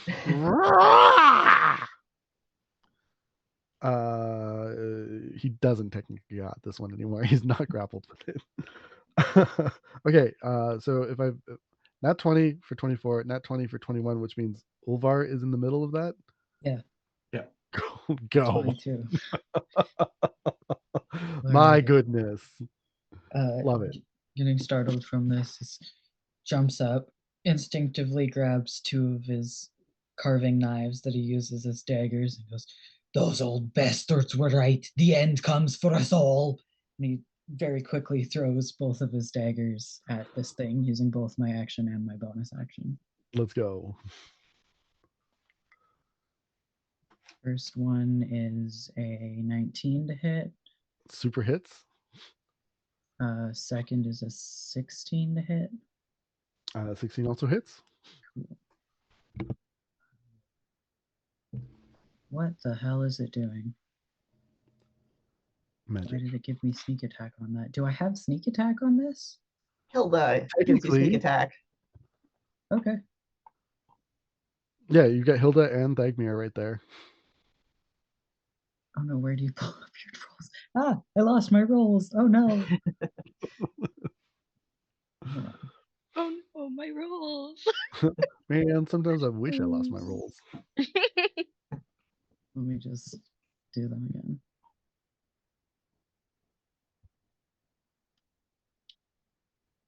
Thir 13?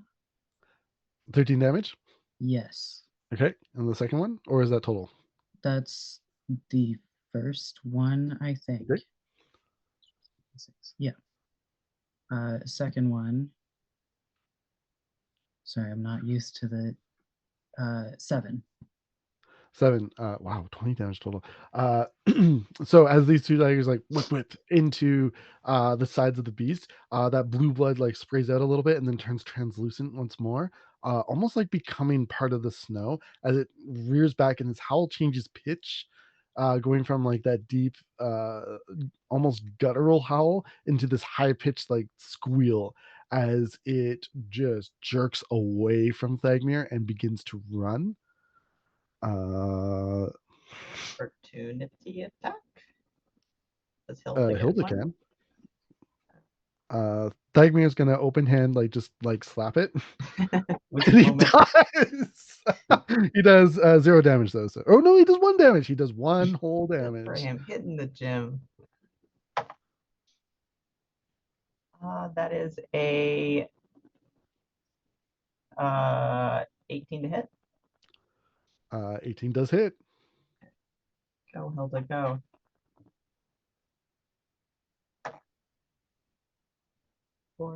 That is 11 more piercing damage. I take it back. Dagmir can't do that. He used shield. But how does Hilda end this creature? Hilda summoning the great strength of her kind in their aid to humanity, bows her head down and takes her curly horns and gores this thing right in the stomach and bellows. Woo!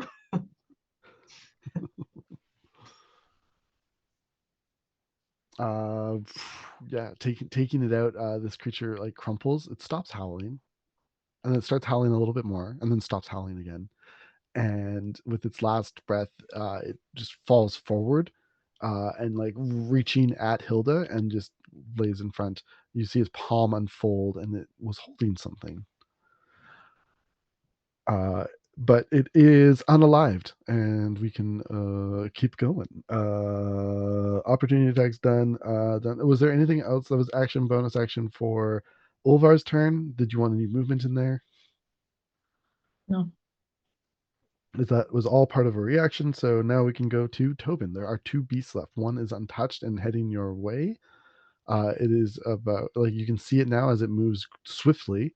It is halfway between you and the rest of your party. So Valen and Fight's good.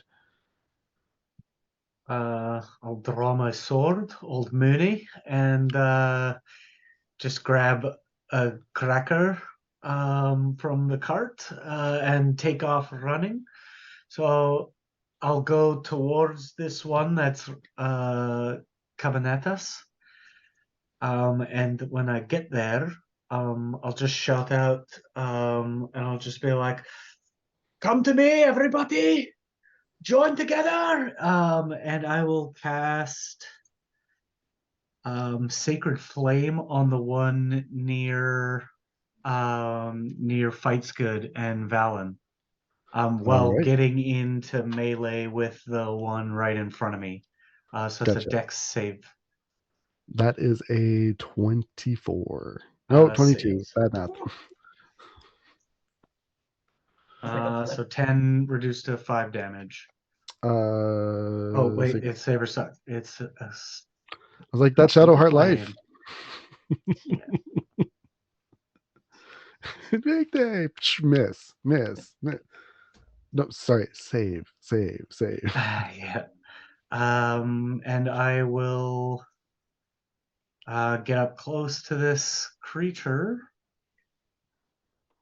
Yeah, you're right up in there. I'll just look up and I'll be like, "How about it then, Verlade?" And use my bonus action to scream right back in its face. And that's it. Amazing. Love it. Valen's going to go.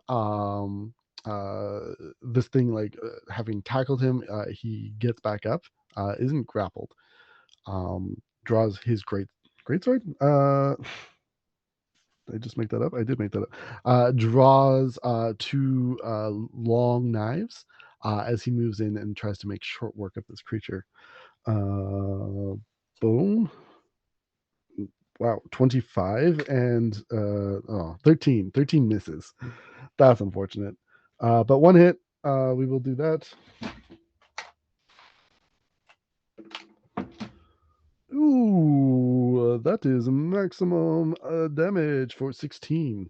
As he strikes into this creature, it howls back. Its blue blood now, like, shattered across the side, narrowly missing Fights Good. And that's his go. We'll move on to Fights Good. It's your turn. Yes! If y'all thought that Fights Good was excited before, now they're really excited. Just kind of jump up from the snow, run up, like on all fours, like an elk, like bounding. And right up before approaching the creature, pulls out their great axe. So I'm gonna roll to see if I can hit. 13. 13 does not hit. This thing is Ooh, definitely moving, positioning out of the way, not wanting to get hit again after Valence slash into it. Second attack. I can do. I'm gonna do my antlers. Oh, Oh, all yeah. right. So it just kind of like swings the axe, misses, but is like, I'm gonna go in for another one. Take advantage as Valen sees what you're about to do and takes a step to the side there to help you out. 16. 16 hits. Woot, woot, woot. Damage time.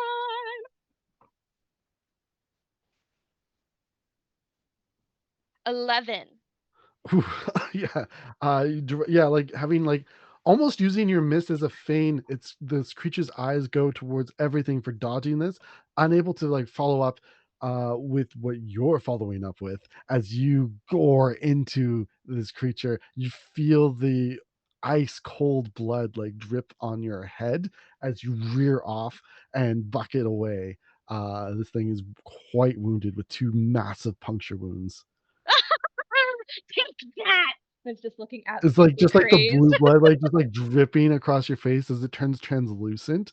It's very cold. Ooh. Yeah. Make a Constitution save for me. Oh, don't say that.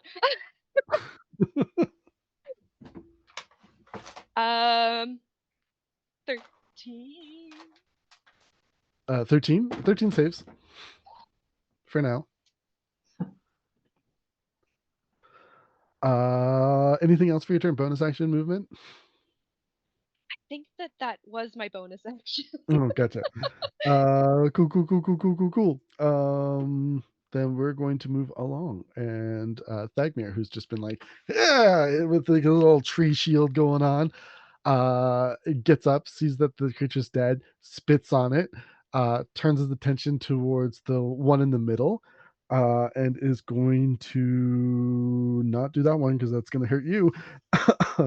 uh Take his staff out as it like fully unfolds now. Like it was like half unfolded to like kind of half cast magic.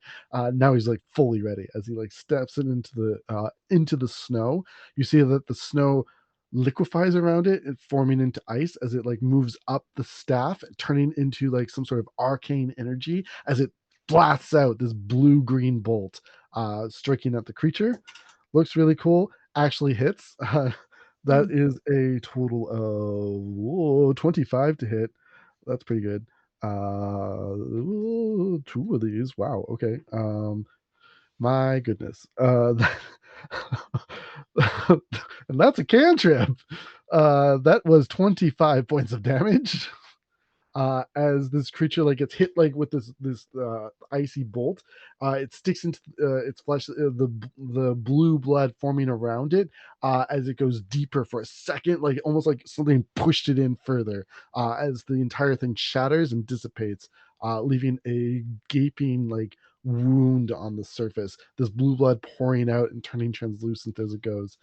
He's like, you see, that's what real magic can do. Top of the round, we go back to Beastie Boys. These yes, that is correct. Primal Beastie Boys. This one's going to attack Tobin, since you're right up in its face.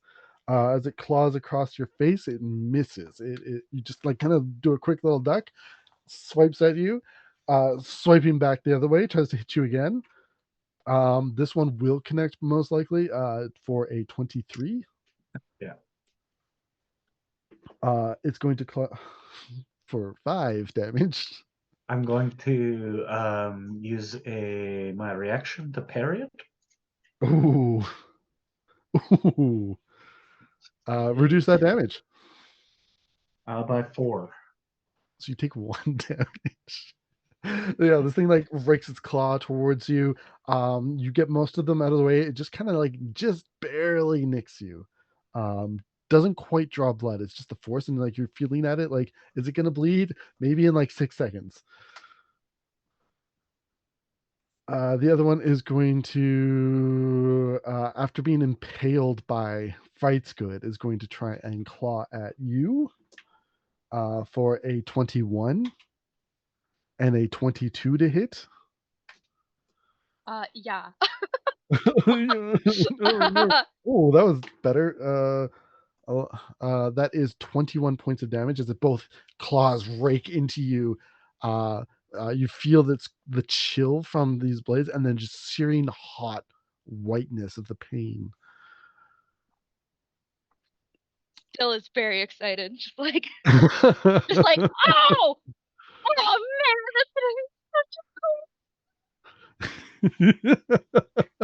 This creature's like looking at you like, why aren't you afraid? And then it is Wilvin's turn. Oh gosh, wow, look at that! You really did a number on the other one, Mr. Wizard. I'm gonna move my hunter's mark to the one that Torben was just attacking. I know where you live. I think I forgot to add my damage last time because I'm not very good at rangers. That's fine. You would know where they live. Hilda, go get that one. And she's gonna charge. How far away is she from this one?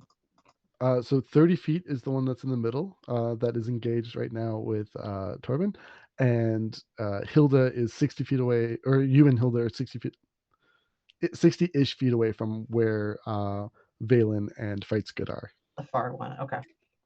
She's gonna charge this one, and the Deep Rothe, which is the stat block I've borrowed here, get a special thing if she hits. Let's go. It's 17 to hit. 17 certainly hits. Okay. All right. You're gonna take an extra 2d6 piercing damage because of the charge. They get like a lead up if they've got 20 feet straight. So that's kind of interesting. So this is 3d6 plus 7.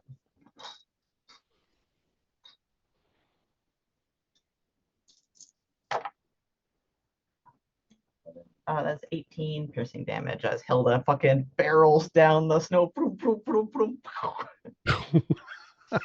Plows into that thing. Love it. Go get him, Hilda. And I'm gonna take a shot at it with my extra attack. Sorry, how much damage did Hilda do? I missed that. 11 plus 7, 18. How does Hilda finish off another one of these creatures? Creature just like looks up to see this giant rhyme behind just thundering through the snow across it, and like boom, boom, boom, and it just gets like knocked like clean off of its feet and tumbles through the snow to splat in the distance. Amazing. You see Gleneth like get up on his shaggy four legs and just kind of like look in the direction of Hilda and like tilt the head, and you're just like, game recognizes game. yeah. You could definitely say that Gleneth has the in love condition. And then for your attack, so the other one is 60 feet from your location. I mean, I got a longbow, so I guess I can technically hit it. So I'll try that.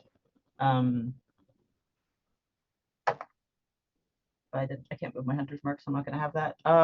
That's 7 plus 9, 15 to hit. 15 does hit. And arrow spirals through the air. Full damage. That's 12 piercing damage. End this combat. How does this look? There's when the letters, when it's inconvenient to run up to the house because somebody's got like a dog or something, the way that I deliver the letters is wrapping them around the arrows. So the arrow here that pokes into this beast had like a teenage love confession that will never get delivered now. It's drenched in blue blood. It's probably for the best. It was like a bad piece of poetry. Yeah, like as the blue blood like hits it and like turns transparent and like almost like creates like some sort of like vellum protection around it. like it's as if it's been lacquered. So like this love confession, while a little droopy, not from the blood, from the ink running a bit, will be preserved for all time, perhaps. Oh, teenage love. As this thing falls over, Valen like looks over, is like, well placed shot, incredible, and those antlers, well done. I don't think I've landed an antler strike quite like that before. It was totally wicked. And did you see my mark?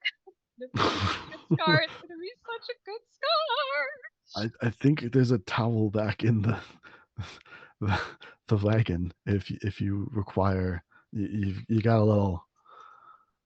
But don't I look scarier this way? More intimidating? The blood dried clear, so you just look a little distorted and goopy. I mean, you look.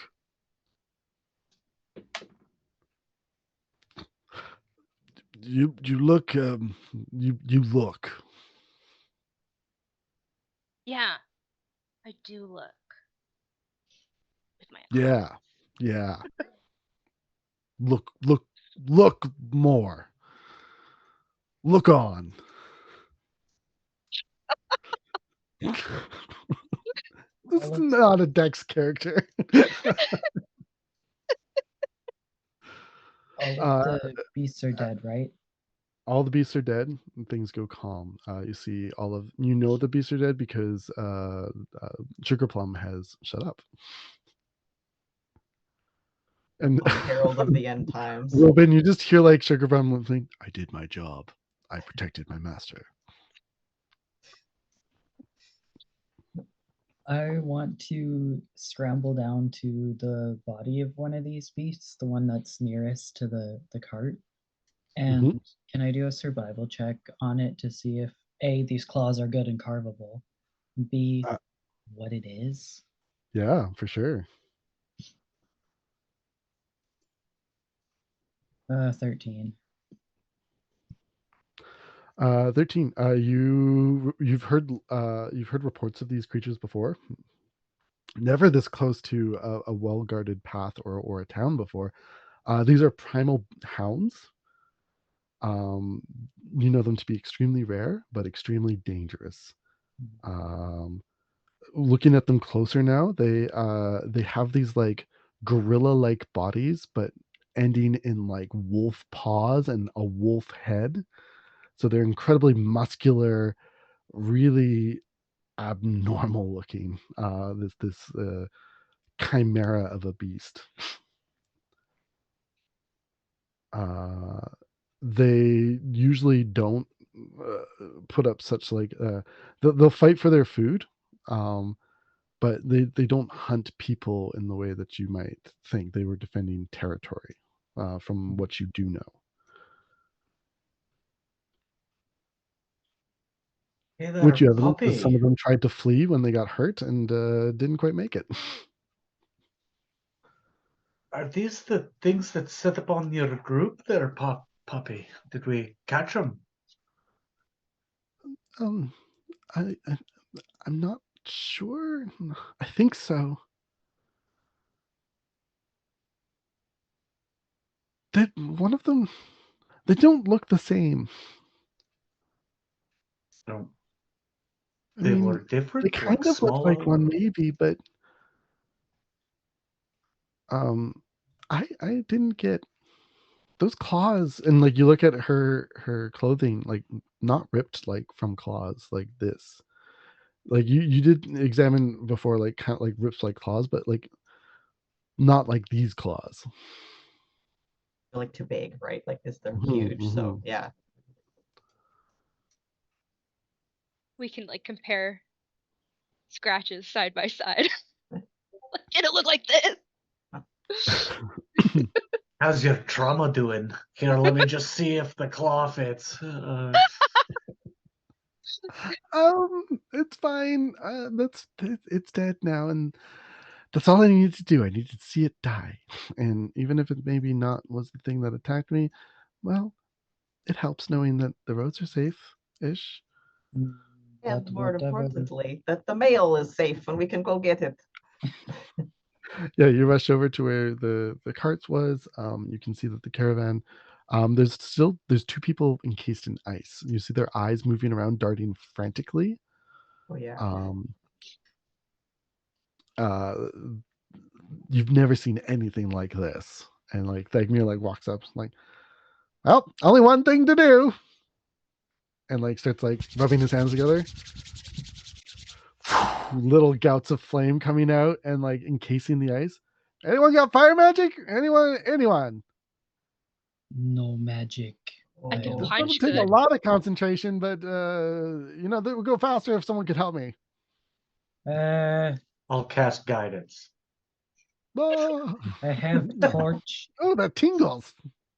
I'm gonna walk up and light my torch in his flame and start holding it to the Yep. ice as a help. Oh, good idea. Sometimes I don't think about non-magical ways of doing things. Yes, I am not so foolish as to use the magics, but I Foolish. make do. Are you Magic. one of them superstitious types? Like all I have Mm, to do is focus on this. My power comes from a little bit of whatever weave was trapped in here. It's Do you want to yes. feel the weave? Feel the weave? Yeah, I No. can show you in your mind. No. Well, It's really simple, you see. And then mm. he goes into this long, like scientific explanation of how he can like project images into your mind of like what he's feeling while he's casting magic. Through his entire ramble, Ulvar is just staring into the flame, having flashbacks of the stories that his parents told him of the Ice Knight, and how magic makes you a martyr, and that is bad. It is to be feared. So he's just having a time.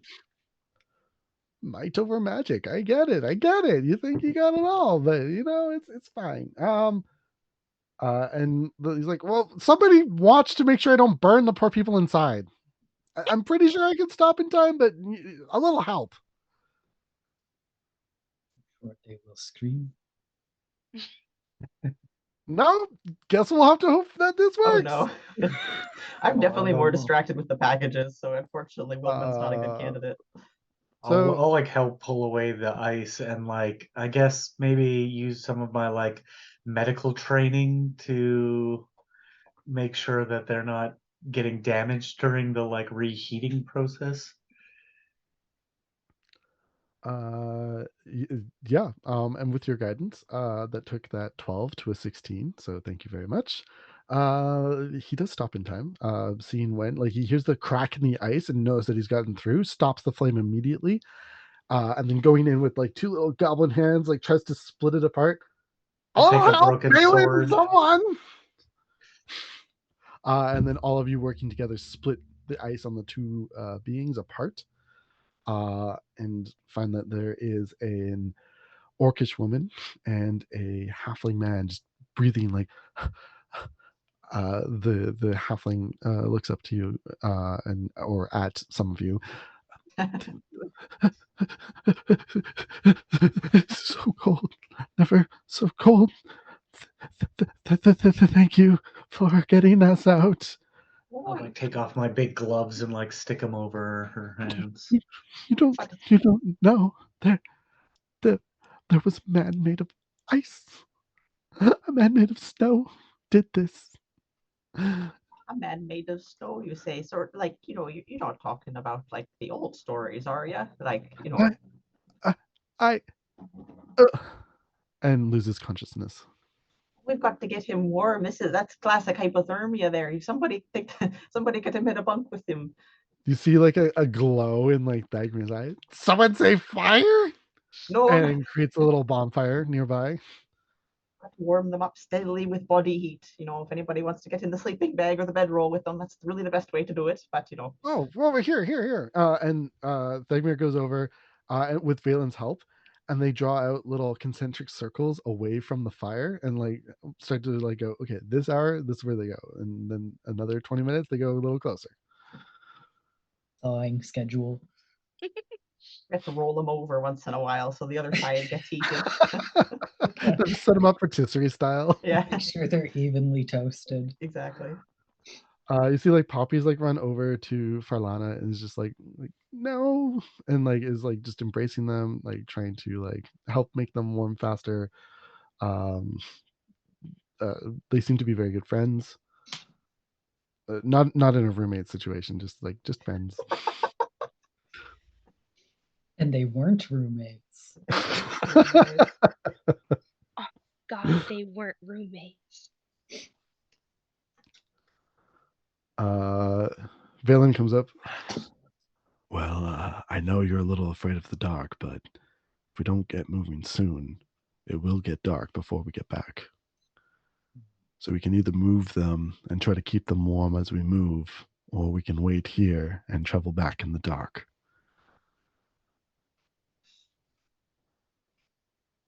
If we go back, whatever really attacked Poppy is still out there. Yes. Yes.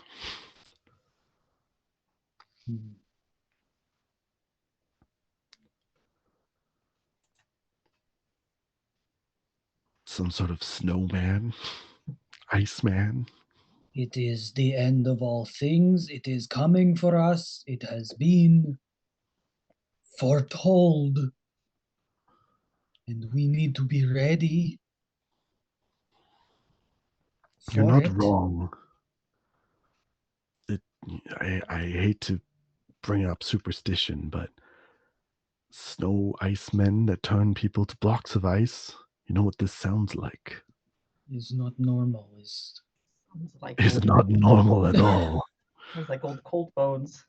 Old cold bones. Yes, it sounds like his toadies, his gremlin-like creatures that troll in the night, do his bidding. I know not of any creature in the dome that could turn someone into a block of ice like this, almost as if preserving them.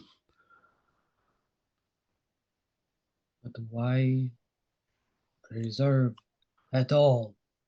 Ah, At least the mail is safe. That's a very good point there. At least the mail is safe. Hey, is my subscription in there? Probably. Yeah, you quickly look through, and it's very well organized. You find your subscription, no problem, Antler Quarterly. Um, uh, Ulvar, Hmm. there's actually a letter in here for you. oh. I'm gonna open it right away. What is it? It's a list of complaints from your not yet dead parents. Ah, gosh. It's Fuck. too warm now. Like the new setup in the living room, they are unhappy with your work. I fixed They one thing overheat for at them. night. They have to constantly flip the blankets on and then off and then on again. They Always want you to come something back wrong. and fix it immediately. Always something Olbar could have done better. Never enough for them. He just disgruntledly walks back over to the corpse and starts picking out his daggers. You also see encased in it is your favorite snack. At least they send snacks. Roasted ranch flavored nuts. Rhyme High Ranch, finest flavor in the dome. Oh God. That's awful. Sorry. uh, Torben, you also find some very important documents that you were working on. Sorry. Does anybody need kindling for the fire? Yeah. So As I look over the rolled up mail, I imagine kind of like unfurls. Right at the top, it just says uh, Shiver Hill Legal Associates, Taryn and Taryn. And then it just goes on to detail the terms of my divorce.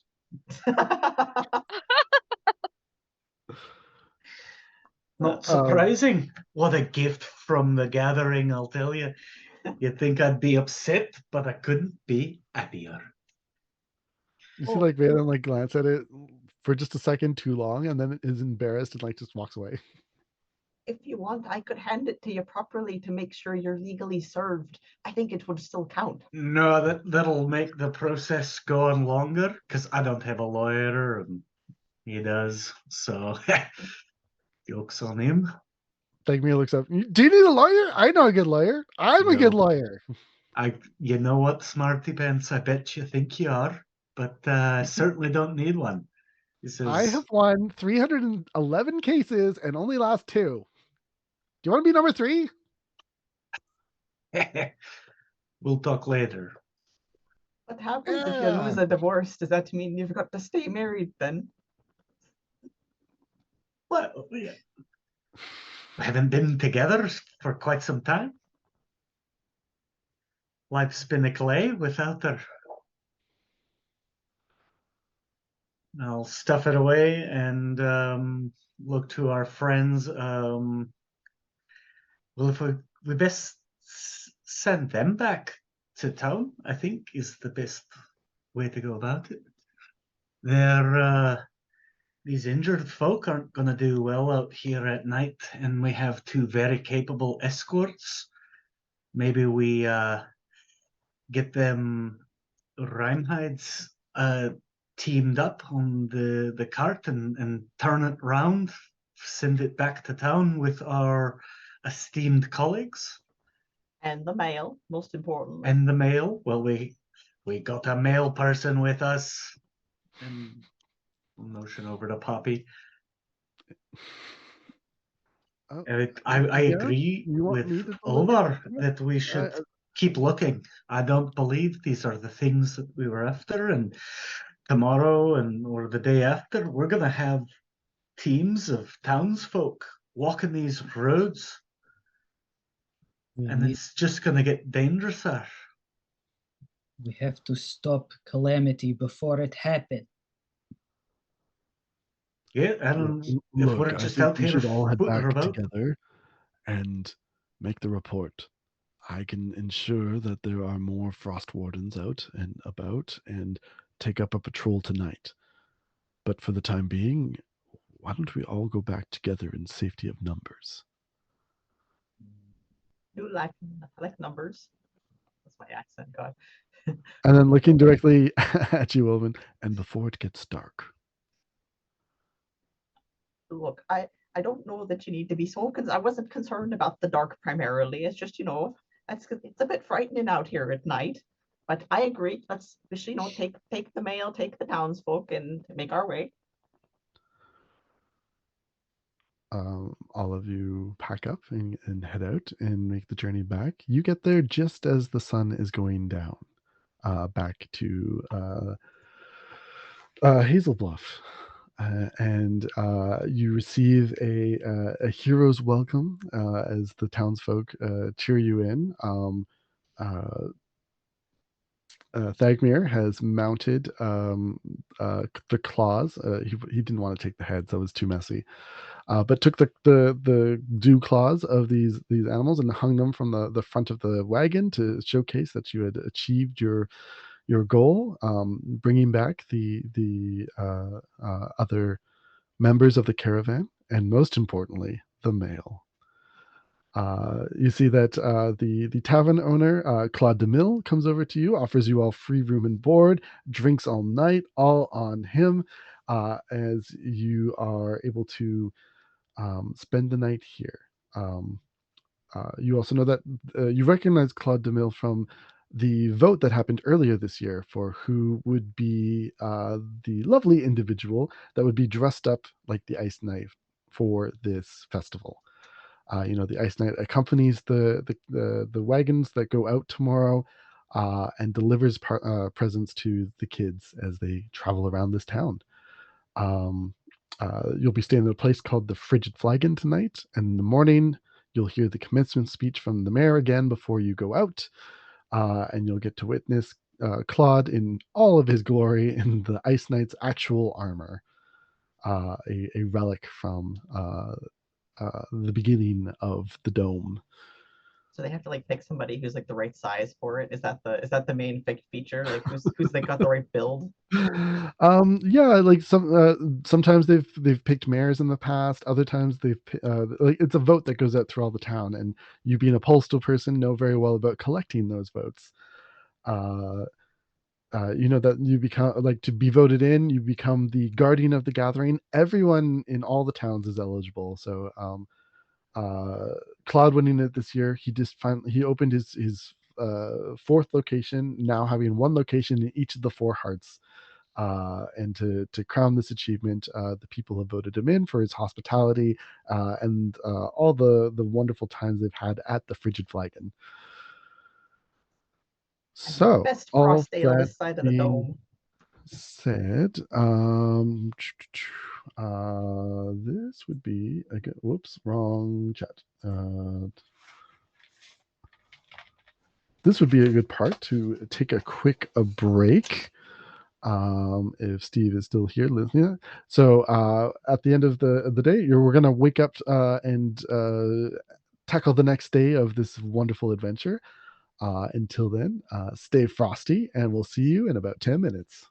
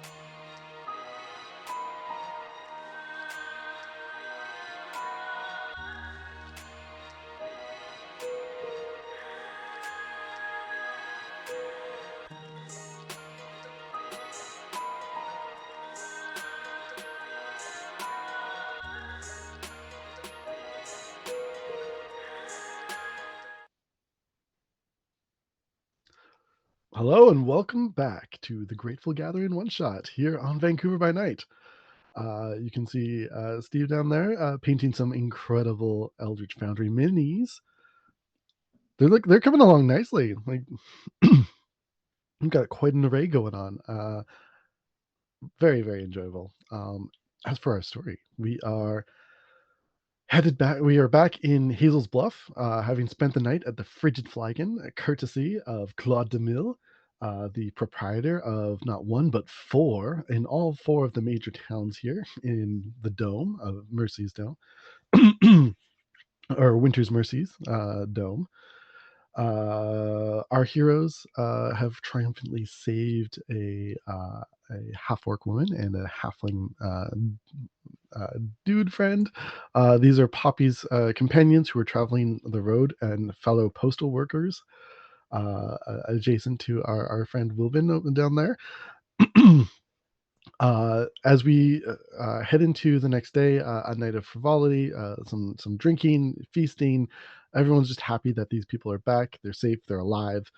Albeit a little traumatized. Violent things happening on the road just isn't normal place here under the dome. And so for not one but three people to have been hurt in an attack is shocking to the populace. Also shocking to our heroes is the fact that these creatures that attacked weren't the ones that Poppy saw. And one of the halfling that was injured and frozen in ice mentioned something about icemen and snowmen, things that don't match up with the odd gorilla wolf portmanteau of a creature that that our party fought earlier. Having returned triumphantly, everyone wakes up for the next day and the festivities. Claude, you see Claude is downstairs in the middle of his tavern, getting the armor donned on him, the Ice Knight's traditional armor that is worn out and around. Now, you'd think the Ice Knight's armor would be uh, a nice shade of blue or something like that. Nah, it's red with like white trimming, and it's very formidable looking. Like, wow, I just spent 80 plus hours in WoW, and this is what I got. Huge pauldrons. Just ridiculously huge. Also, they're like glowing a little bit, shimmering back and forth between color. Your graphics card can't quite handle it, so it looks like it's just flipping back and forth through the colors. Yeah, those days. So while Claude dons this armor, at the help of several attendants, you enjoy a nice hearty breakfast. Very interesting flavor of eggs this morning. It seemed that someone went out onto the peaks, onto the cliffs, and gathered a absolute ton of eggs for the festival. And they're very orange, like bright orange, and they have little speckles through them. That's not spice that was added. It's just all natural. The nice rye bread that you're enjoying, it has a bit of a sourdough taste to it as well. A nice little mixture of all these little things. They've even got gluten-free bread going on in the corner, some sort of like nut grain style thing. Probably hazelnuts, because that's what grows here really well. As each of you finish up, you head outside and begin to partake in the festivities. Things are going well. You see other people enjoying their breakfast inside and outside. Some people have like weird like bacon wraps. Someone's like brought along like real thick cut bacon and is like wrapped up a bunch of breakfast items in so much bacon it's ridiculous. Ground tubers and biscuits and other pastries litter the streets as people exchange coin for them. You see Poppy and Sugar Plum have a few people around them as they're handing out the mail from the last day. Doing like finally like finishing their job. A very proud look on them. Poppy is also, as she's handing out mail, is regaling the tale of the almost lost mail, and quickly, like throughout all the land, like all of Hazel's Bluff, everyone is now referring to this event that you just came back from as the almost lost parcels.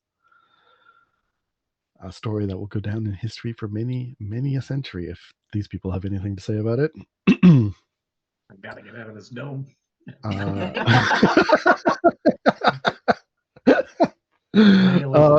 You see Balin like wanders over to you, gives you a little nod while he's like chewing on some honey bark. He looks like he's on duty though. Like he's like scanning the crowd, like checking things out, real, making sure things are going. He's fully armed as well. Like you've noticed, like yesterday, the Frost Wardens, while they're guarding the town, they have minimal armaments. Like they've got like a dagger, and that's kind of it. Now you see halberds and longbows and all sorts of weaponry donned on their beside their traditional clothing. So they're ready for whatever happens. They're on guard. They're on edge. You also see Thagmir sitting across from all this, kind of just like soaking it in. Uh, got something warm in one hand, like a nice horn. Like maybe it's mead, maybe it's not. You're not sure. He's got a little pipe action going on the other side, and somehow he's still holding on to his staff, like through all of this. Like what a combination! What a dexterous wizard! A mage hand just holding the staff over here while he's got the flagon. I think no, he's not that kind of wizard. Oh. He's got. So is there like a temple or like a church of types where people would like worship the Ice Knight? Yeah. Yep. Can I like dip into there if it's not, crowded in the gathering festivities? I just trying to speak to like a cleric there, or somebody with knowledge of old Baron Coldbones and like the lore, like a lore keeper. So I'll walk in with I'll like pull out and I'll like reach down into my bag, and it's like buried in underneath stuff. There's like breadcrumbs and bacon bits stuck to it, and I'll like clean off my old holy symbol.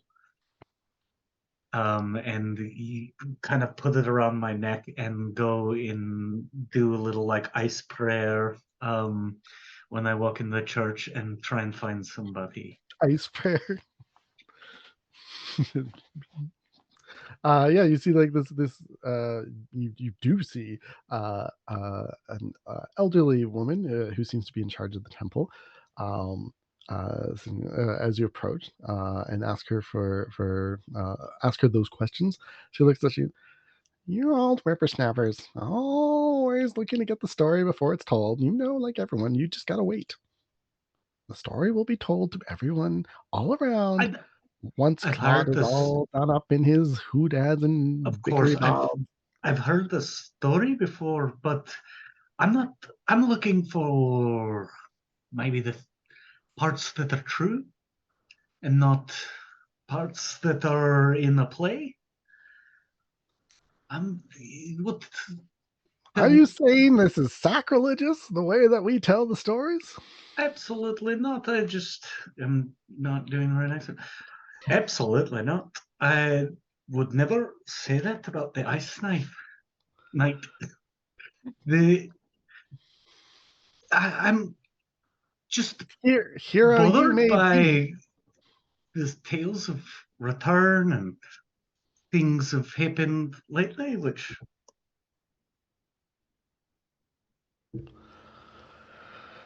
Well, I'm old, damn it, and you can wait your turn. You've said your prayers and received your blessing, and honestly, that's all you should need. If you're not going to go into the archives, come back later. Can I like lean in and just like put a hand on this sweet old lady's shoulder and just put like a little bit more pressure than would ever be like socially acceptable on her. Listen, I got all respect for the Ice Knight, and like point to the thing, like, but this might undo some of the work that's been done here inside the Winter's Mercy. And I need answers now. Roll intimidation.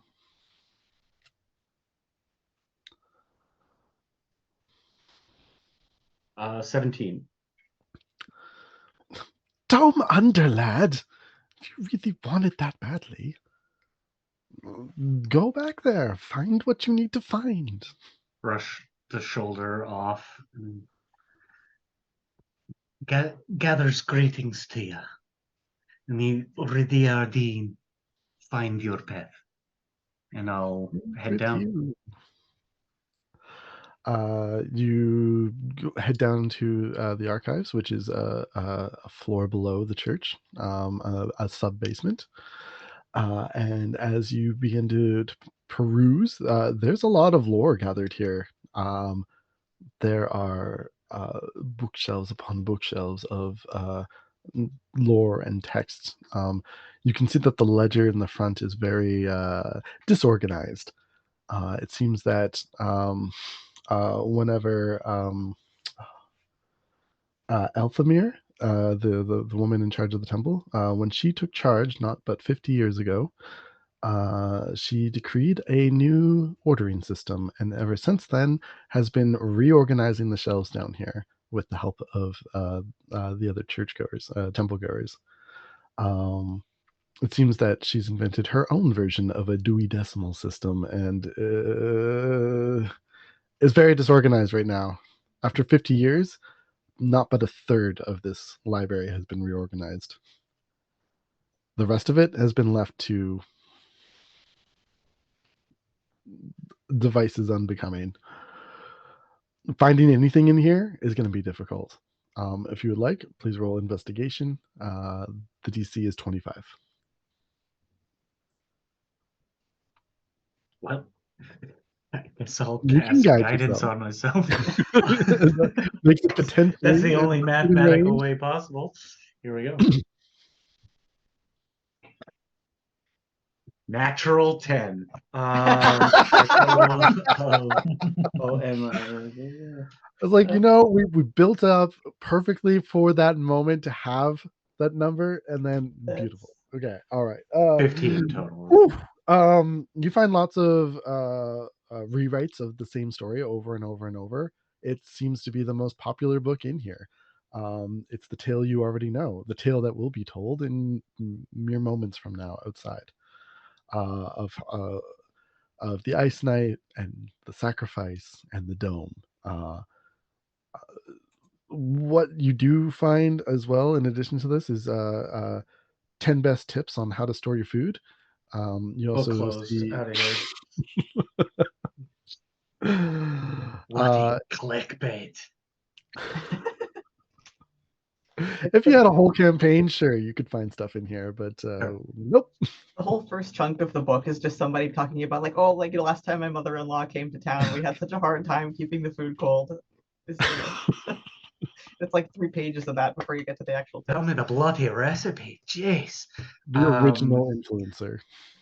I will, on my way out, I will stop and offer, for the first time in about 45 years, a blessing to the Ice Knight.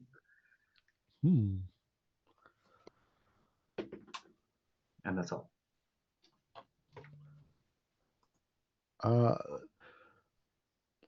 Later, you can invoke a blessing of the Ice Knight. What that does, we'll find out together when you invoke it. It's anything like 45 years ago, probably not a lot.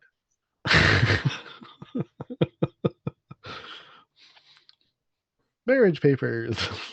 Yeah. Anyway, as you rejoin your group, the four of you hear from behind you, behold, adventurers! The primal beasts strike again! And as you turn, I need all of you to make dex saves. Instinctually, Ulvar reaches for his daggers and goes, "Ooh!" And I got a 24. Holy shit. Okay, 24, 'Cause yeah. he does take that seriously. He's like, they're coming. How'd everyone else do? Oh, what? 11, 11? and that's with All right, 11 fails. I Two. also Sorry, what? 9? Go ahead. Corbin? Natural 1 for +1 for 2. Fails. I got a 24 and Hilda got a 5. Sorry, Hilda. Oh, It's too big. What for? Yeah, you instinctively like jump into like ready positions. Some of you, this misses outright. Ulvar, you slice a snowball in half, perfectly in half, and then deflect one half with your other blade to the side. As you see a boy no more than 12 having thrown in rapid succession 4 snowballs your way. You see like try to dive out of the way, but no snowball was thrown in their direction. Hilda does not get hit by a couple of you get hit by snowballs. Those of you who fail, as they hit you square in the chest. As you look, you see Wyatt Sunborn, son of Cedric, leader of the council. As he looks at you, like, I didn't think those would actually hit. Cedric a human? I feel like I missed what Cedric. You look at Cedric, or you look at Wyatt, Well, and you see little stubbies growing. Hasn't quite hit his first antler year, but he's close. oh, he's Elkin. Okay. Elkin, yes. And so his father is as well. Cedric is also Elkin. Ulvar relaxes and puts away his daggers, seeing that it was just a kid goofing, and he I'm sorry. I'm your biggest fan. Like, I want to know everything about you. is okay. You do not want to know everything, but you can But have this. He pulls out a little wood carving of an approximation of the beast that they fought last night. I think before bed he likes to whittle things, so he worked up a little one. you work wood too. I also do that. I made one of each of you, and he pulls out a full set of figurines. This must have taken him all night. In fact, how did it only take all night? Like, this should have been weeks of work. Beautiful little details on each of you. You can clearly tell Torben from Fights Good from the rest of you. There's even little Hilda. Wow, that is really good. I'm impressed, young man. Is good.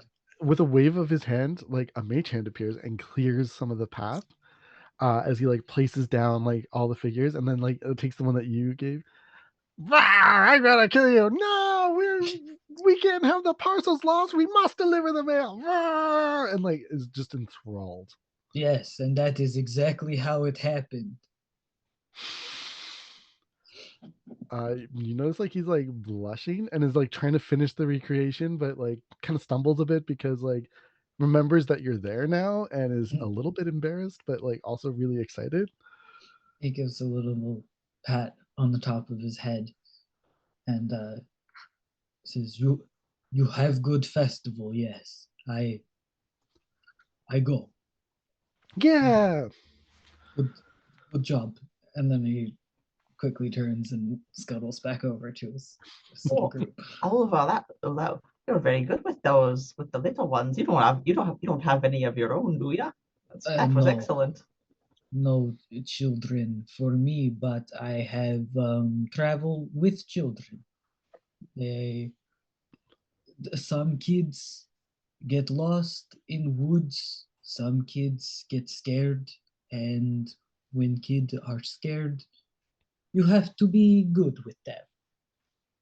Well, I imagine they like your little figurines very much. Must be Yes, lovely for them. good distraction from scary world. Figurines are a wonderful distraction from the scary world. It's so true. You see the cloud getting excited at one end. It seems that the Ice Knight is about to make his appearance. As you also see on the other side, on a large raised dais, Mayor Barleycorn climbs up and holding an oversized ornamental holiday cane carved from honeybark.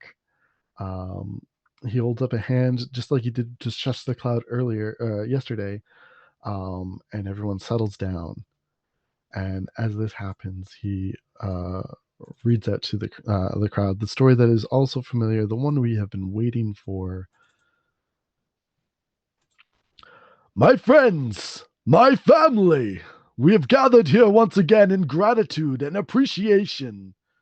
Many generations ago, our little corner of the world was saved from calamity when the great Ice Knight, and he gestures towards Claude, who stands 12 feet tall in this armor, an impossible size for a man of his short stature. Uh, as the crowd lets out a cheer, you hear the mayor continue, sacrifice themselves to create the great ice dome. It is our duty to honor the memory of the Ice Knight, not by existing in a constant state of mourning, but by living life to the fullest. As everyone cheers out again, you see drinks going up, horns raised in appreciation of this. Making the most of what we have and caring for our fellow brethren. As he points to Valen and Thagmir and Poppy and to each of you. And this year is exceptionally special, as these fine heroes saved the celebration from near disaster. Now, without further ado, let the festivities begin! As you see behind him, several bags explode as festive popcorn falls out amongst the people. People grabbing at things, people cheersing drinks, everyone in celebration of this as the Ice Knight, Claude as the Ice Knight, begins to make his waves and round the crowds, handing out tiny, small presents to the children that are around. And as you hear this, you hear the wind pick up as a blizzard almost begins, like a heavy snow swirling around the festivities. You see the wardens looking up at this, and as they do, you see the swirls of this begin to create puddles of water on the ground, not snow holding, but snow that hits the ground and melts instantly. As out of this water forms tiny little snowmen. Corn pop pipe, button nose, coal for facial expression, but coal also on their palms. They seem like short little, as if this coal had been shaped into diamond almost, as little hands appear on each of them as they begin to wave back and forth. You hear a shriek from the crowd as from the other side stands a tall figure, as you see the chilling skin, blue skin of Baron Coldbones as he looks out to all of you. Happy gathering, Ice Knife! As he lifts a cannon arm and roll initiative. Motherfucker. Interesting. 8. Ulvar is frozen in terror that the end of the world is finally happening. I'm just full.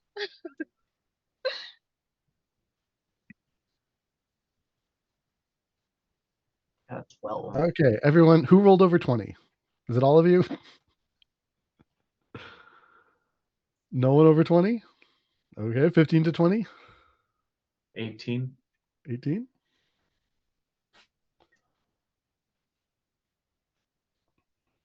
Uh, 10 to 15? 12.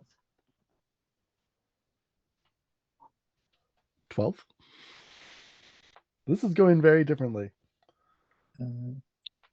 8. 8? 7.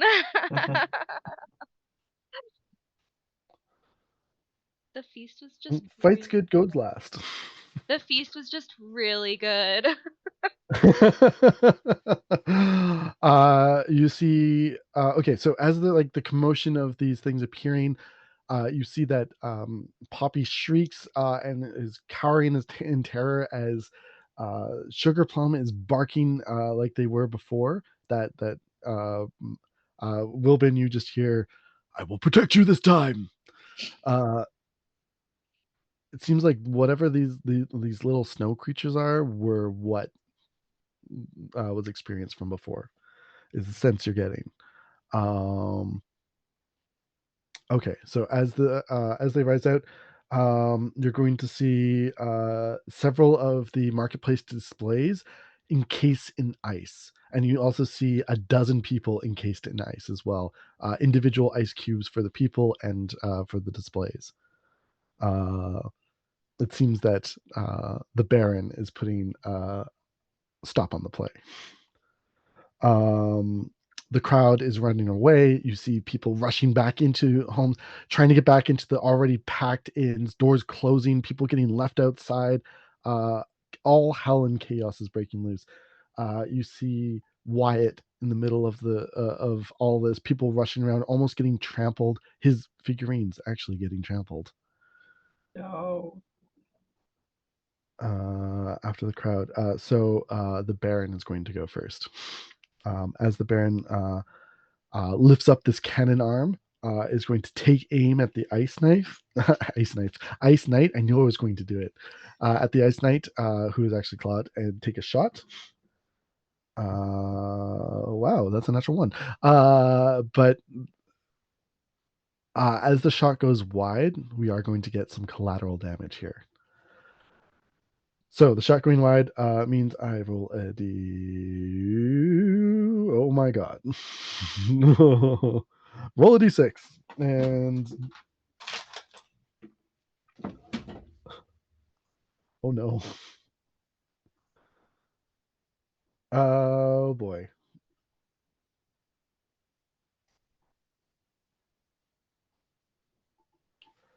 So with that roll, you see the shot go wide, hitting into the frigid flagon, uh, the inn and tavern run by Claude. As it strikes into its roof, the entire structure collapses. Everyone that was inside is now buried under structure and snow and rubble. And the people that were on the edges trying to push into the building, you see bits of the eaves and the roof like fall onto them. People are looking very hurt. You're doing a quick assessment of the damage. Like that was a complete total disaster. And you just hear the Baron reload. Torben. This object weapon thing that old Coldy just cracked off, like attached, or is it being like held? Could I disarm it with a disarming attack? It looks like it is his arm. Okay. Well, first, seeing this horrible, tragedy of this building collapsing, I'll grab onto the amulet, like the holy symbol, just be like, "Well, you better do something," and I'll throw it over there. I'll use my action to use a channel divinity. Ooh. Oh, it's no action. Because this is preserve life, so I can restore 10 HP to 30 to creatures within 30 feet of me and divide it among them. And I'll pick the 6 most injured and disperse health as needed.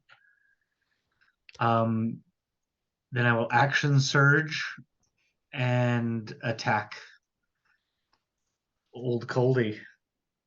Yeah, if you ever wanted to draw know my what longsword. 36 death saves at once looked like, you just stopped 6 of that from happening.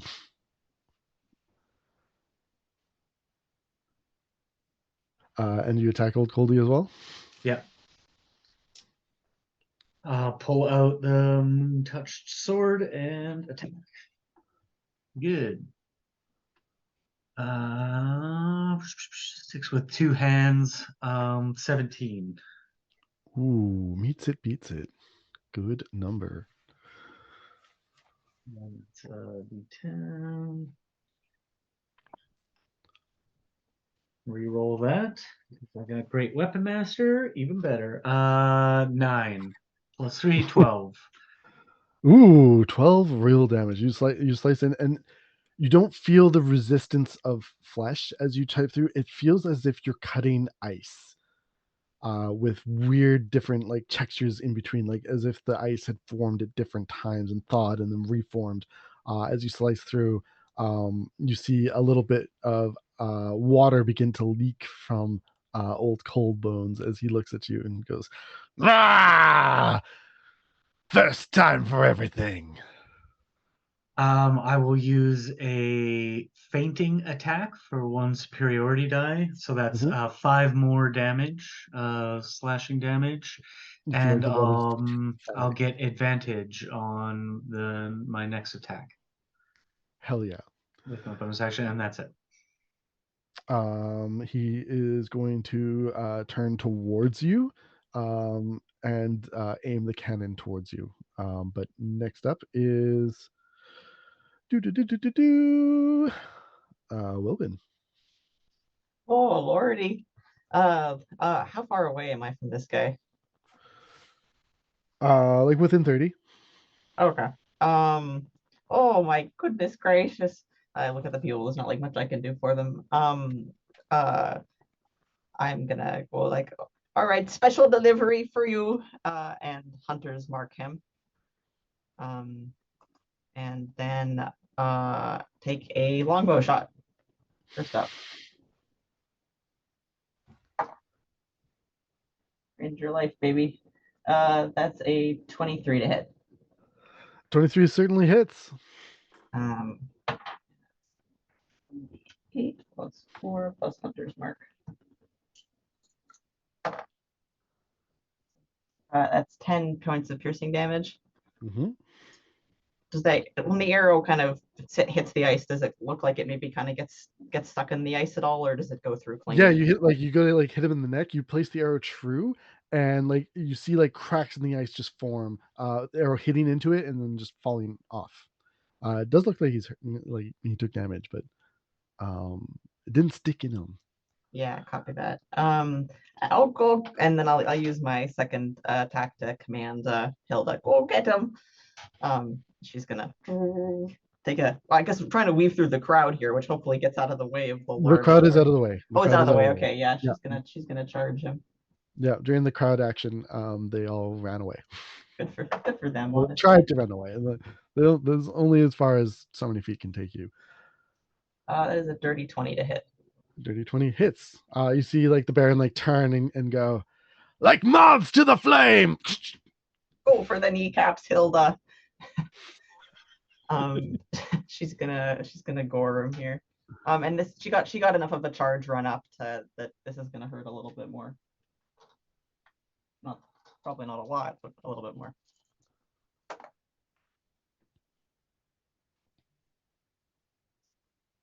That's a 21 piercing damage. Ow.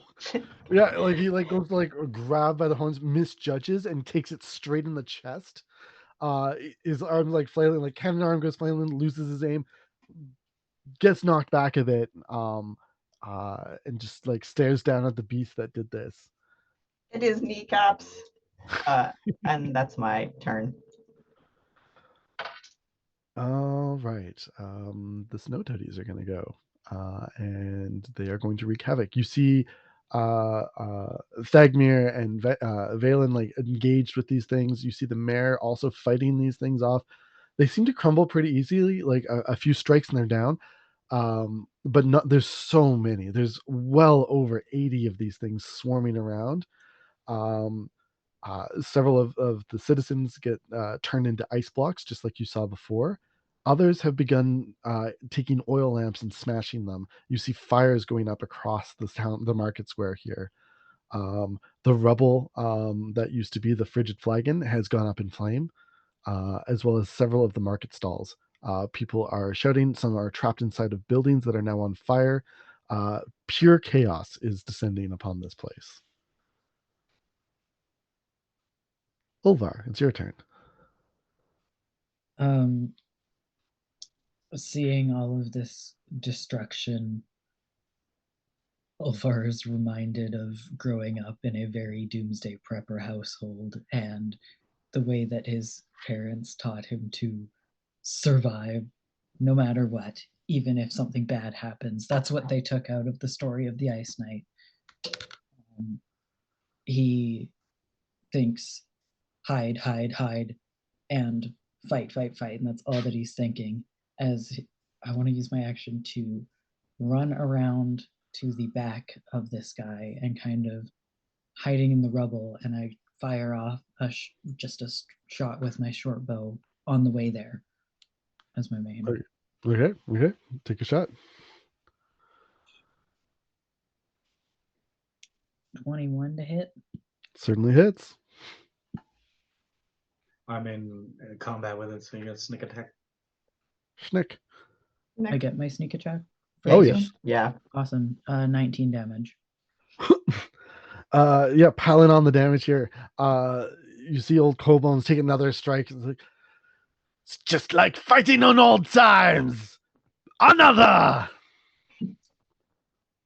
And I'm gonna just do a dive and a roll into some rubble and hunker down and hide behind this guy. My bonus action. Hide. Go ahead and roll stealth.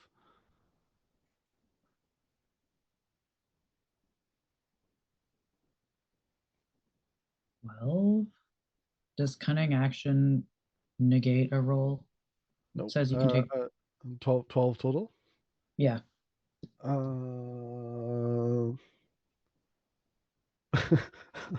You feel surprisingly hidden. Alrighty. Good enough. It's the gray furs, you're really like fitting in with the stonework. Camouflage. Not proficient in perception, so there you have it. Alrighty. So you're hidden. You're doing well. If that's everything, then it's Fight Good's turn. Like I said earlier, Fight Good goes last.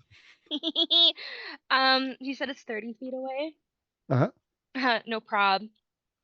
Not for a barbarian. Well, I actually For a have halfling, yes, prob. a walking speed of 50 feet. So. Yeah, it's beautiful. A lovely thing. That elkin form, that barbarian rage, you go fast. Am I allowed to go into a rage before I start actually Oh, fighting? yeah. Oh, okay. well, you go into on your turn, yes, not before. Great, because that's exactly what I'm gonna do. Yeah, bonus action rage, and then make your attacks.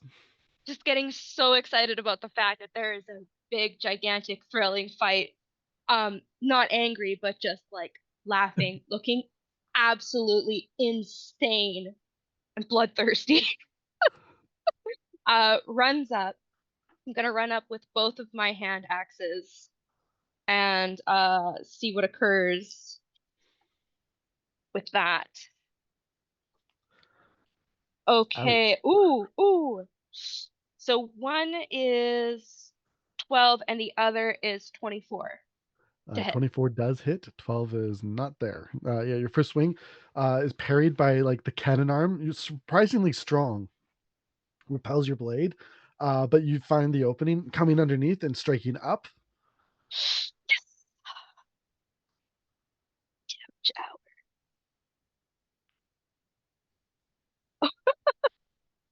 Five damage for that one. And I have another question. I'm allowed to attack twice. Does this mean I can use both my hand axes again? No, that is 2 attacks. So 1, 2 is the attack. You do 3 if you had a bonus action free. Mm-hmm. Yeah, so next round you'll be able to use offhand like for one more attack. But Still because you've stoked done I his got action the raged, yeah, one getting parried, two coming up and like biting him right on the chin. Like you hear the crunch of his head knocked back. You see more cracks in like his blue skin form. But he's still facing you down. You see him like, "Rah!" That was so cool. uh, top of the round, you hear Valen shout out, "We gotta put these fires out!" in a really high voice for some reason. As he's scrambling, he also shouts to your party, "Shoot the towers!" Shoot the And what? as he gestures, you see that the next to the brewery are two massive fermenting tanks that they use for ale that are full. That wouldn't put out the fire. So he's going to take aim and probably shoot at that when his turn comes up. I got a script, okay?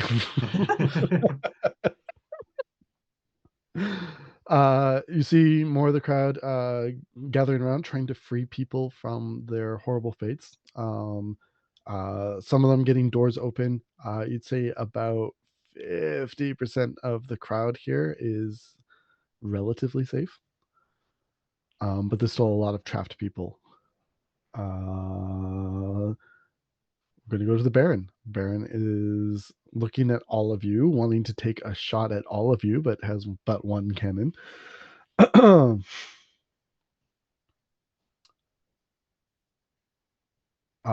Is going to do a point blank shot at Torben because you're right up here along with Barbarian, but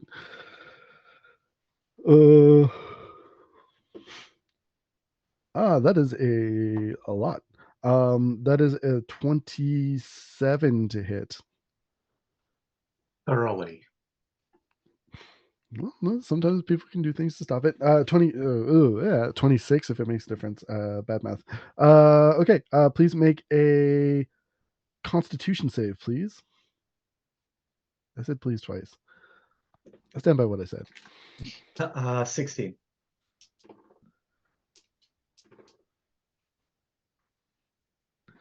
16. Oh, does save. Okay.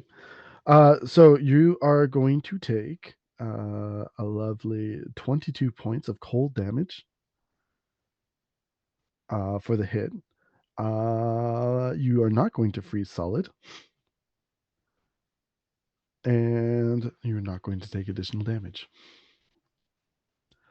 So this blast, like you see, like this cannonball that is somehow like somehow he's like pulling like a lever on the side, and a cannonball like loads into it, fires out as this giant frost cannon shot that impacts into your chest, and then immediately like hits you with the force of a blizzard that just surrounds your body.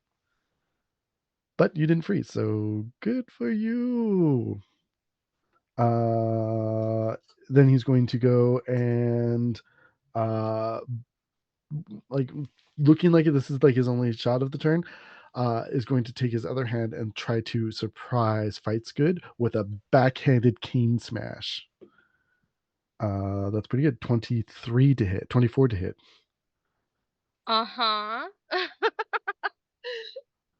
This is a baby. This is a baby. This is just a little tap. That is 14 points of bludgeoning damage, which will be half to 7 with your rage.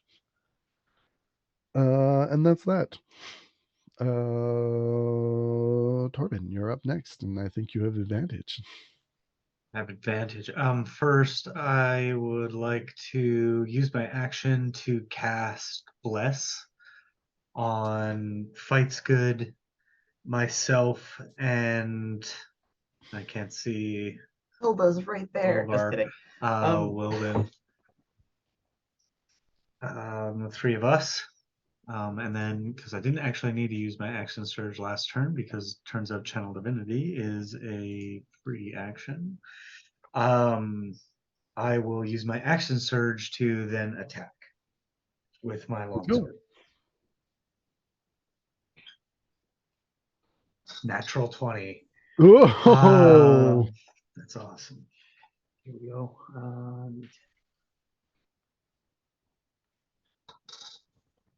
10. 23 damage. Plus, I will use another fainting attack. Maxed out at 8, so 16 more. So 20, 30, 39. oh goodness. Okay. And I'll have advantage on my next attack, assuming I'm still alive. As this happens, you strike into him. You see the Baron raise up and begin to levitate a bit in front of you. It's like,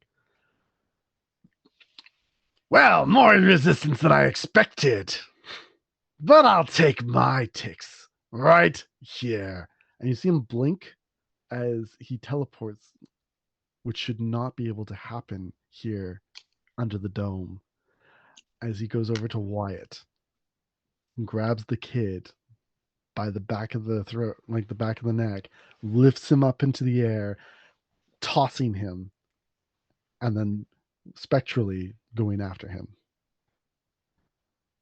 Fight me at the crag, heroes! If that's what you are.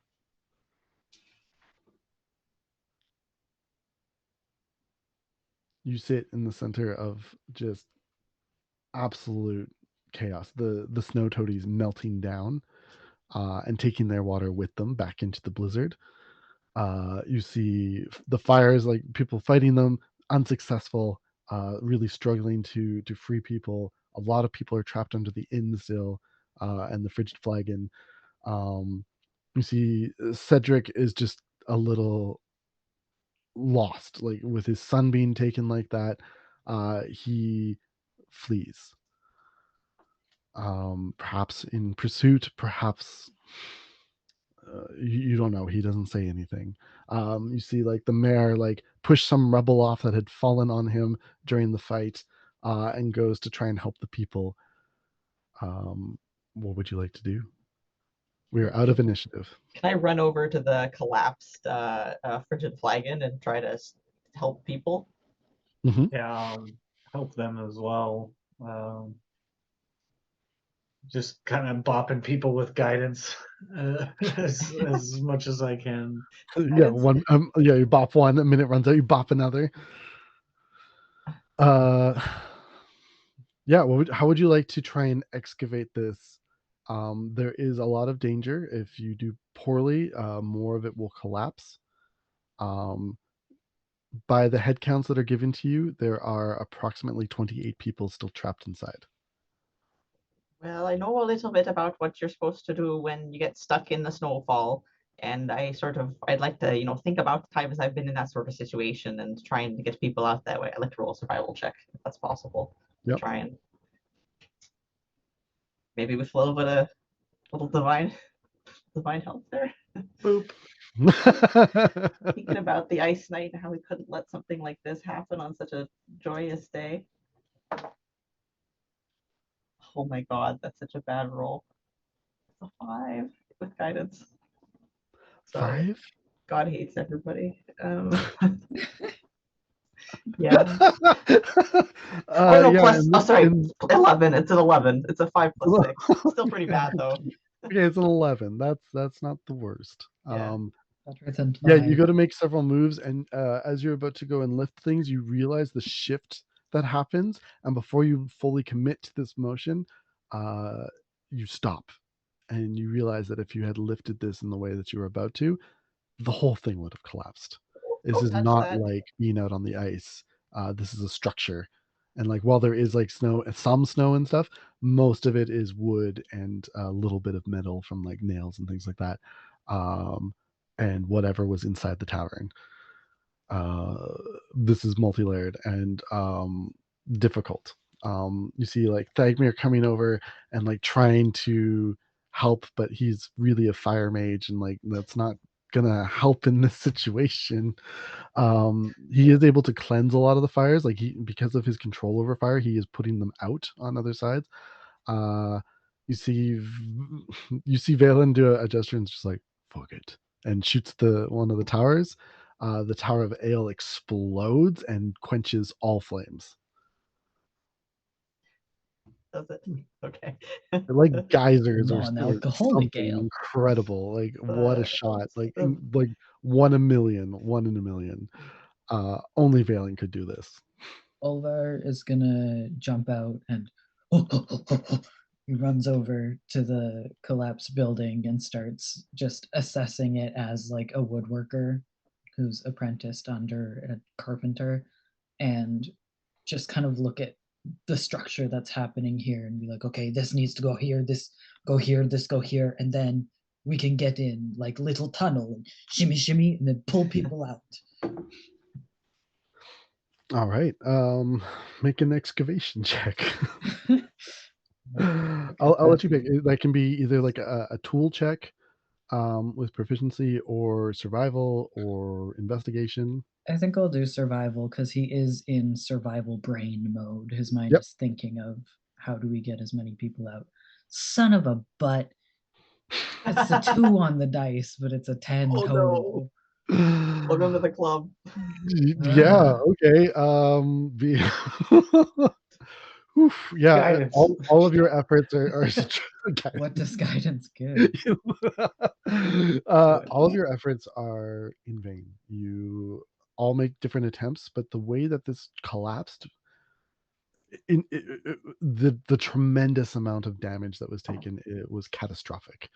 Um, uh, there's no way for you to successfully excavate this without the loss of some people. You do manage to save 6 people who were closer to the outside, and you were able to get them out quickly. But those that were trapped deeper within the revel do not make it out. You know that with the fires being out, the rest of the town is safe for the moment. One of the most powerful mages in the land has also fled the city in pursuit of their son. You also you just there's a lot of destruction and terror. You see Claude like rip off the Ice Knight's helmet and just throws it aside. I'm never being the Ice Knight again. I can't handle this. Clearly not.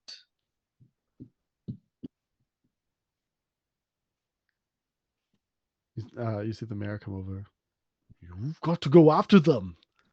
I could charge each of you as marshals to bring in old cold bones. Can I call upon you again, heroes of the almost lost parcels? Fight. Fight. Yeah.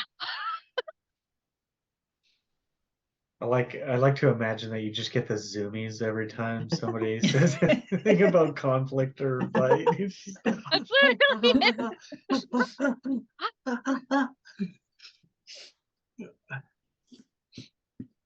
So you lead a riveting chase across the land. Uh, Over the next 4 days, you pursue Poker face. old cold bones, barren cold bones, uh, as you make stops in each of the towns, um, delivering the mail, and also dressed as the Knight. Um, One of you dons the armor in tradition. Um, you can decide amongst you who dons that armor. It'll increase probably your me. AC to 18. Hey, I'll take it for sure. Is it warm? It's warm. It's Awesome. nice. Oh yeah, that's me for sure. It's like unusually warm, like as if like you were next to the fire at one of the Four Hearts. Um, you end up in a crazy snow chase going down the mountainside, being pursued by um, minions Baron Coldbones as you escape them into Embervale and make the final ascent to the crag, where after days of travel and fighting and trying to restore things, this entity having wreaked havoc across the land, you appear on his doorstep, raising, climbing the steps to the top of his keep, where he has been waiting for you. And as you open the massive doors and step inside,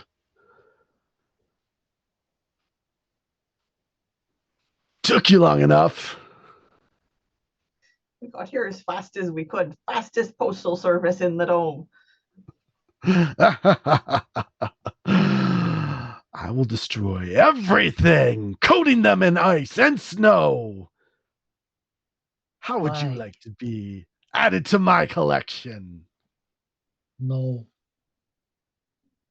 Just tell You us have what- no choice in the matter. As he waves a hand and dramatically curtains reveal, seeing poor Wyatt strung up by his feet, dangling over as frost begins to creep down the chain towards his legs.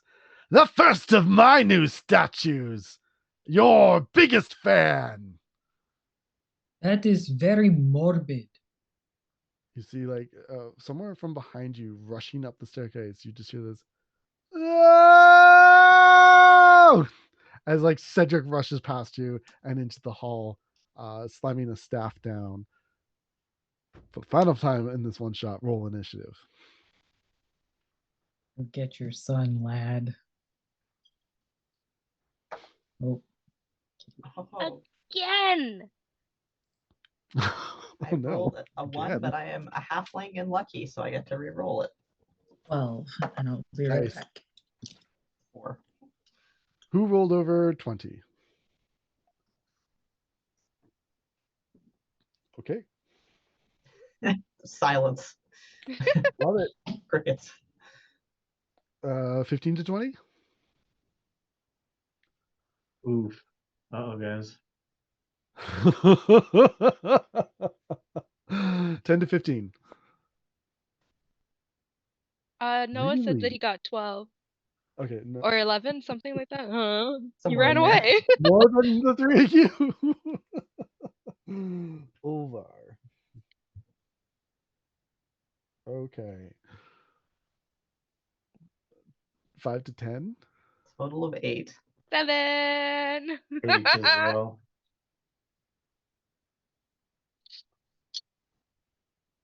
And Wilbin has more decks. Torben.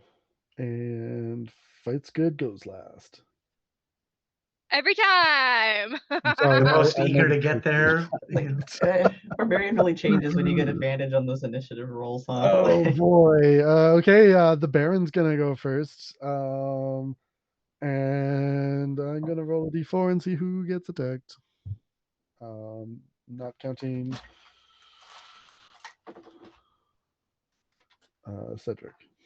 Oh, nice, great. Torben, you got rolled. Same as before. Alright. You know this attack. The cannon swings around at you as he like fires it. Let's That's have it, gonna you take dresh buffin. 22 to hit. Hits. Make that con save, please. A natural 15 That plus saves 3, by a 18. lot. You're going to take 21 points of cold damage and dodge everything else. No freezing, no nothing. You see the Baron slam down his honeybark cane, and as this holiday cane strikes the ground, you see the frost creep into the toes of Wyatt. Ulvar, you're up first. Okie doke. Has the room that we're in got any good, like, I guess, hidey spots, nooks and crannies? Yeah, there are pillars lining the center of the room. So there's about 15 feet across, and then there's 10 pillars in total, 5 on each side, in a 60-foot room, Cool. with a throne that's raised up about 15 feet as well. I'm The gonna ceilings are like 60 feet in here. For those druids that aren't here. I'm gonna do my sneaking off to a hiding spot and firing off a shot on the way there, and then like after I fire off the shot, I'll change direction and go the other way to kind of misguide him on where I've gone. Sneaky. 16 to hit. 16 does not hit. Damn. All right. Unless you want to keep bless up from before. I know it's Are been we, days, like- but like if you What want, is that? I would be dead if we had the stats from the last fight. oh, I clicked long rest when you said 4 days. no, that's totally fine. Do click long rest because yeah, it's correct. But I'm saying there's like a pre-fight thing. If you wanted to keep bless up, like you can have bless on. for the Oh fight. yeah, sure. Yeah. Okay. What is I'll take plus that. do? D4. You can add it to your attack rolls and your damage. Plus 2. 16, 18 now? So that will hit. 18 will hit. Cool. Thank you. No That's- sneak, but no sneak? because there's no one around him. That's your ally. Okay. 5. 5. Yeah, piercing. All right. Yeah, you strike into again that arrow like bursts off his cheek, and you just see the cracking as if like ice is cracked across his cheek as he stares at you with cold blue eyes that seem to glow a little bit, And I want but then lose you as you make a stealth check. Yeah, hide out behind a pillar. 24. You are hidden. Sweet. You hear or you see his eyes like try to track you and then dart the wrong direction, and you take opportunity and hide completely. Good. That's your turn. So we'll move to Cedric, the Elkin council magister. He's going to look across at Baron Coldbones and announce, "Take my son, I take you!" And he twirls his staff, smashing it down behind him as each of you feel a chill. I need all of you to make con saves, including hidden. With bless, right? With bless. 18. 19. 12. 7. Oh, I did. Let me roll for Hilda too. Hang on, I forgot I had to do that.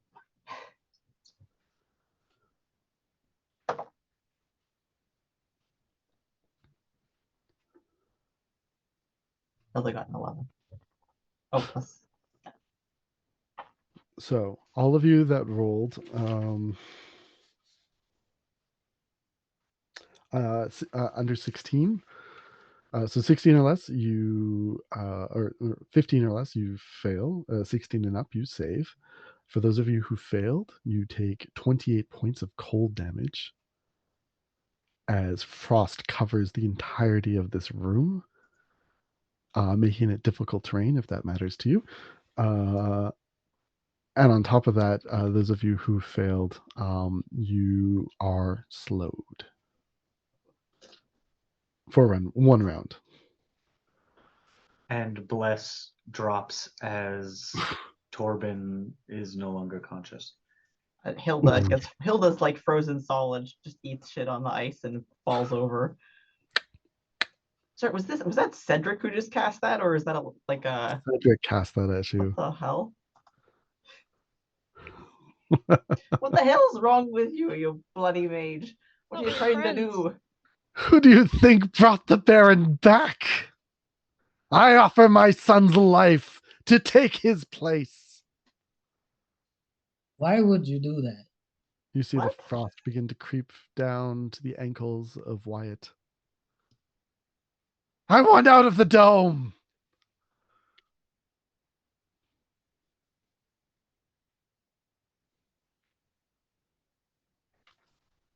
That being said, that is Cedric's turn.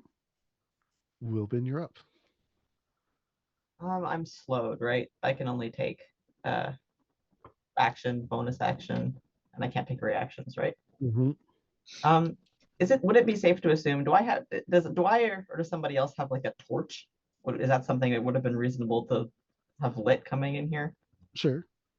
That's what I would like to do if I can is I would really like to take my next arrow and light it, presumably yeah. lighting that letter around it on fire.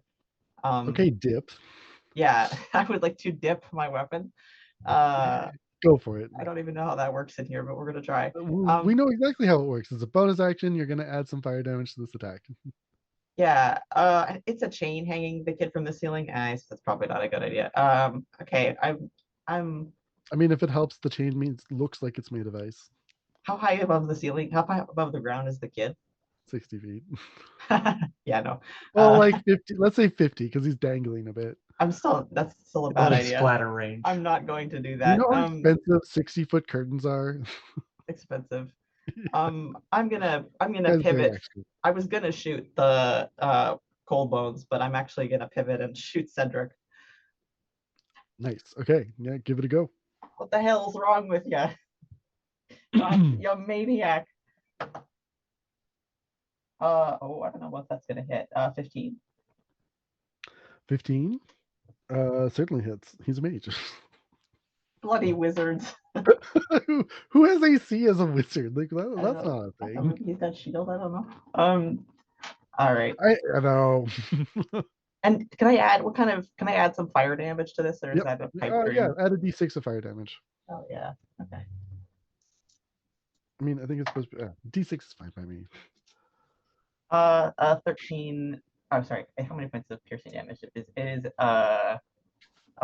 9 points of piercing damage and then 4 points of fire damage. This dude is strong. Yeah. Ow. He takes the hit. Concentrates. It looks like he tried to time it to swing with the arrow as it knocks and hits, but he just takes it. Is there something, or am I near enough to a pillar or even maybe a person that I could try and find cover if I was to scramble behind something? Even poor fucking death state Hilda. There is there is the columns on either side you can scramble around. Yeah, if I can, I mean, my half of a halfling's movement is not a lot of movement. It's like a quarterling, haha. But I'd like to try and take cover behind a pillar if I could. Give no quarter. You try to get some cover. It looks like you can get cover. You're not hidden, but yeah, totally. That's fine. There's some cover there. And that's everything. Torben. Oh. I rolled it. One success. One success. All right. Clinging to life at this moment. As you fight for one more, you remember that blessing that you got earlier. Roll me a Divorce D100. papers. Divorce papers. For the first time in 45 years, you spoke to the Ice Knight's spirit, and they listened. I hope so. Bloody dressed like him. So yeah, roll a D100, and I'll let you know what happened.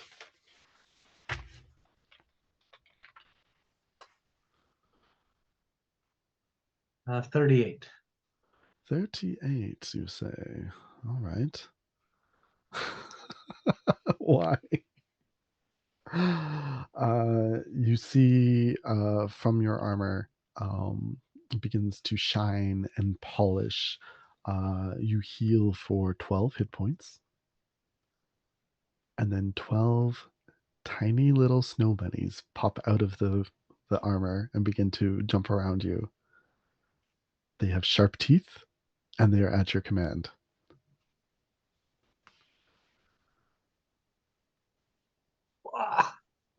Is that my turn? Am I still slowed? At the end of your turn, no. Oh yeah, sorry. At the end of your turns, you're not slowed anymore. It's over. Okay. So I could not action surge. No, Okay. technically, Yeah, okay. no. That was my question. I was like, I'm a bit unclear. I like it Okay. a lot, but technically no. Fight's good.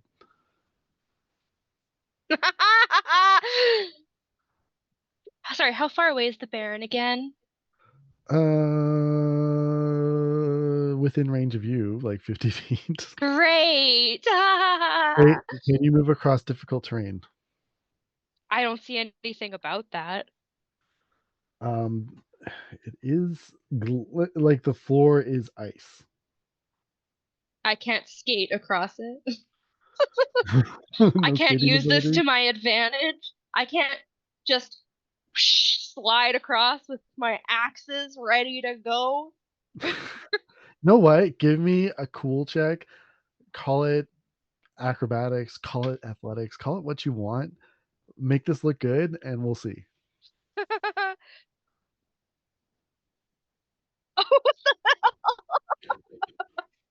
Oh, 12. 12. It looks all right. It's no triple sow cow into a double Lutz, but you did end up ass over tea kettle.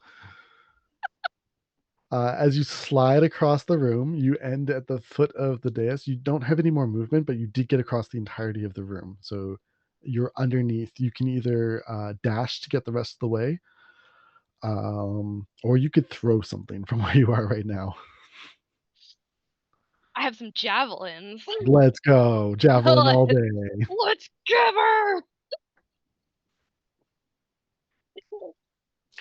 And that would be a 21 to hit. 21 does hit. I'm sorry, I'm just catching up on the shenanigans in the chat because I have not been looking at it as much. And like and subscribe, my goodness, I love it. Every werewolf, everywhere.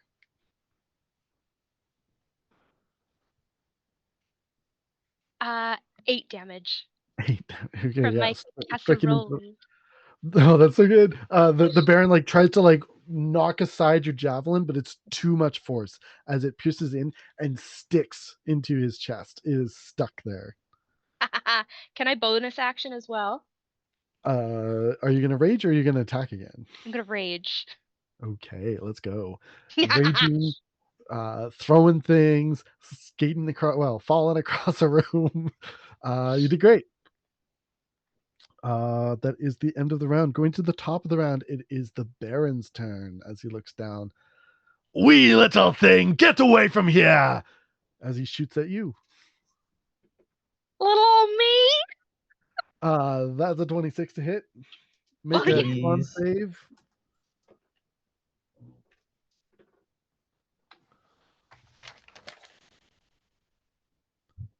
How'd you do? Con save. Oh, sorry. That I was don't all think good. feel like the sound You got to beat a didn't go through. 14. I have to beat a 14. Yep. Well, good news. It's a 17. I The have good Lord plus will 5. feed you again. Thank goodness. You don't freeze and you don't take extra damage, but you will take a low roll of 18 damage. Well, it's a good thing that I have my granddad's bearskin. Oh, I should also say this is cold damage. So if you have resistance or I don't think, yeah, you're not that. Are you that kind of barbarian? Does Then not seem so. So it's really, really cold. Yeah. After Baron's turn, the ice is going to creep up Wyatt's legs. His legs appear completely frosted over. Looks like you're running out of time. Ulvar. I'm gonna jump out of my hiding spot and run towards Cedric and slash at him with my rapier. Okay. Yeah, it is difficult terrain, but you do have enough, like even with half movement, you should be able to get there because you didn't go that far. Mm-mm. Okay, slashing at him. Technically, you have sneak attack because your friends are close by. Okay. 12. I only rolled a 12 to hit.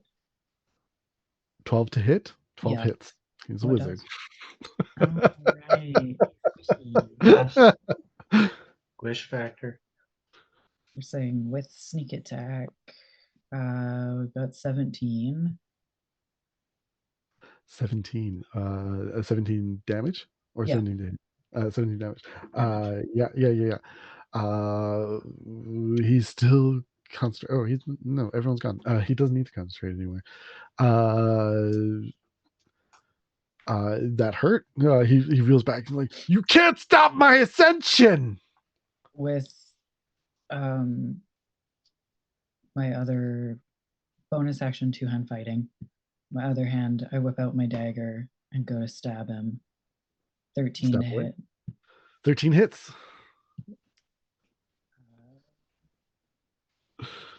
Cecil cries in wizard. One only gave me a 4. I rolled a 1 on the dice, but I get up in his face as much as I can, and I say, "You should sacrifice yourself, you absolute coward!" I think I'll sacrifice you too. He's gonna go. And he's going to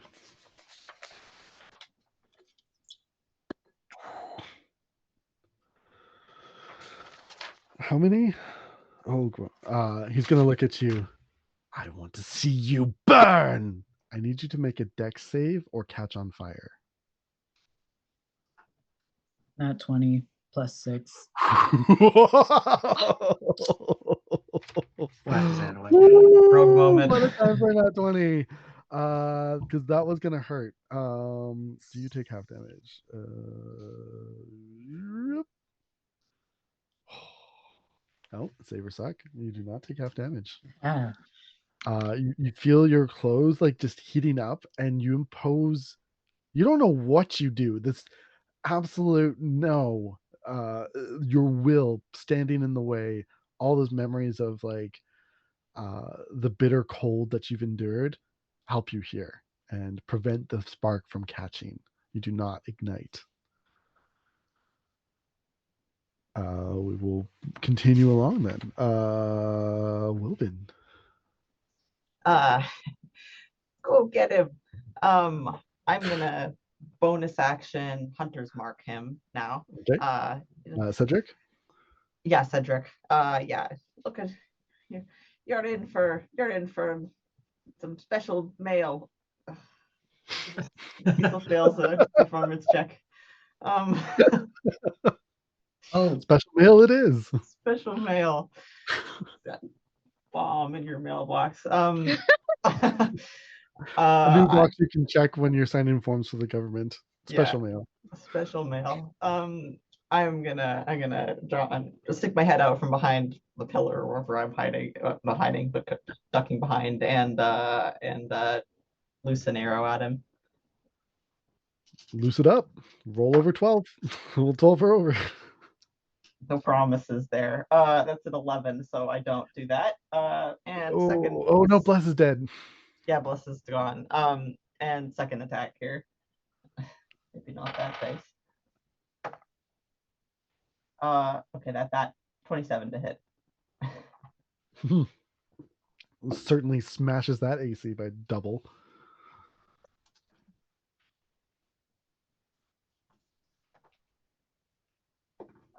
And then 14 damage, counting Hunter's Mark. Just riddling this guy with wounds. This one creates a large gash in his. Yeah, you're aiming up, but you aim a little lower, and it opens up his side a bit, like cutting through his robes. As he's like clutching at it now, trying to like put pressure. Realizes he's not Kylo Ren, and this isn't going to work that way. Anything else for your turn? I would like to duck back behind. What am I like? Do I and how much cover do I have? And what am I? I'm just gonna get behind like a pillar, I guess. That's probably what's on the side of the room. It's a pretty fairly good sized pillar. Like it takes up like 20 feet around. Hide behind Frozen Hilda. That's so sad. I can't. Slayer of Beasts, my little lame. heart. Yeah, I'll duck behind the village. So sorry, do I have like half cover, 3/4, like total? I'd say half, yeah, Half. because it's like rounded. It's got that weird like angle. Yeah. Okay. Yeah, I'm gonna duck behind that again. Okay. Hilda makes another death save. Survive it? Okay, she passes that one. She's 1 and 1. 1 and 1. That nat 1 could come at any time, but let's get that nat 20 in there, please. Yeah. Stat. Okay, moving along quickly.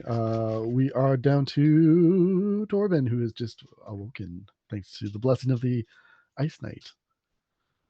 I'll kind of like look down the armor and D, just you and me. And I'll tap my holy symbol and cast Shield of Faith on myself. My AC by 2. Now, would you let me cast another first level spell as a part of this turn? Shield of Faith is a bonus action. DM You know what? on The this one shot, I'll take it, but I'm going to give you a surge. Okay. I will cast. I'll move towards Cedric. Use all my movement to carefully step over there, and I'll cast Inflict Wounds on this fool. Yo, that. And actually, as that happens, go ahead. Well, I was gonna switch my order around. I wanted to. Oh no, that's a bonus action. Can't do the fainting attack. Never mind. Here it comes. You were saying? Yeah, as you cast more magic, you delve deeply into your reserves. You feel a surge of magic within you as blue shimmering light erupts from your throat. Your voice changes. All the time, man. I can never get a voice down. Don't practice even enough. more so now. That's 24 to hit. Certainly, yes, absolutely hits. Nice. 20 necrotic damage. Yeah, he just like takes this second, like lets go of his wound that now just starts like pouring more blood because like he's trying to clutch at his chest as like you've sunk these like tendrils into these slashes through of necrotic energy, and he's struggling to breathe as all this goes down. He's looking rough. Action surge. Hit him with the sword. Let's go.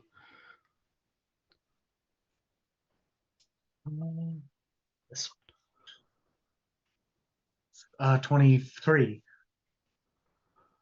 23 hits so much. That's two-handed. Reroll that 2. Not much better. 4, 7, and I'll use a disarming attack to disarm the staff. He's holding a staff, right? He's holding the staff. So tapped on the ground, yeah. So it's a strength save, plus 7 more damage, so 14 I'm a wizard, total. no. And then a 14 strength save. I'll just take the hand. Yeah, in fact, this is enough. As you disarm him, how do you want to do this?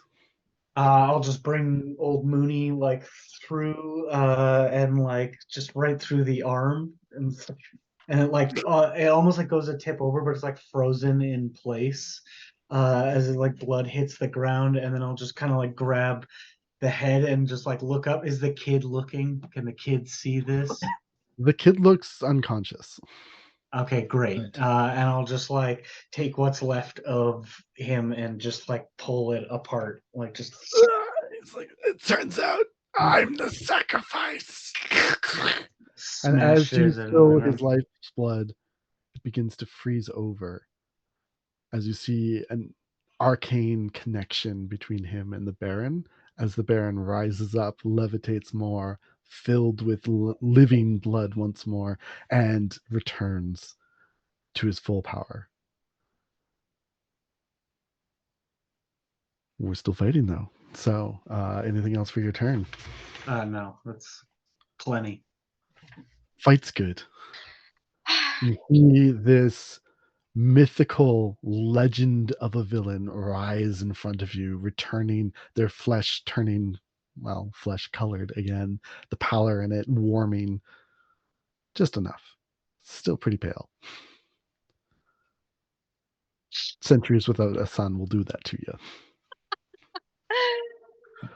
You know what What would I'm you like gonna to do? do.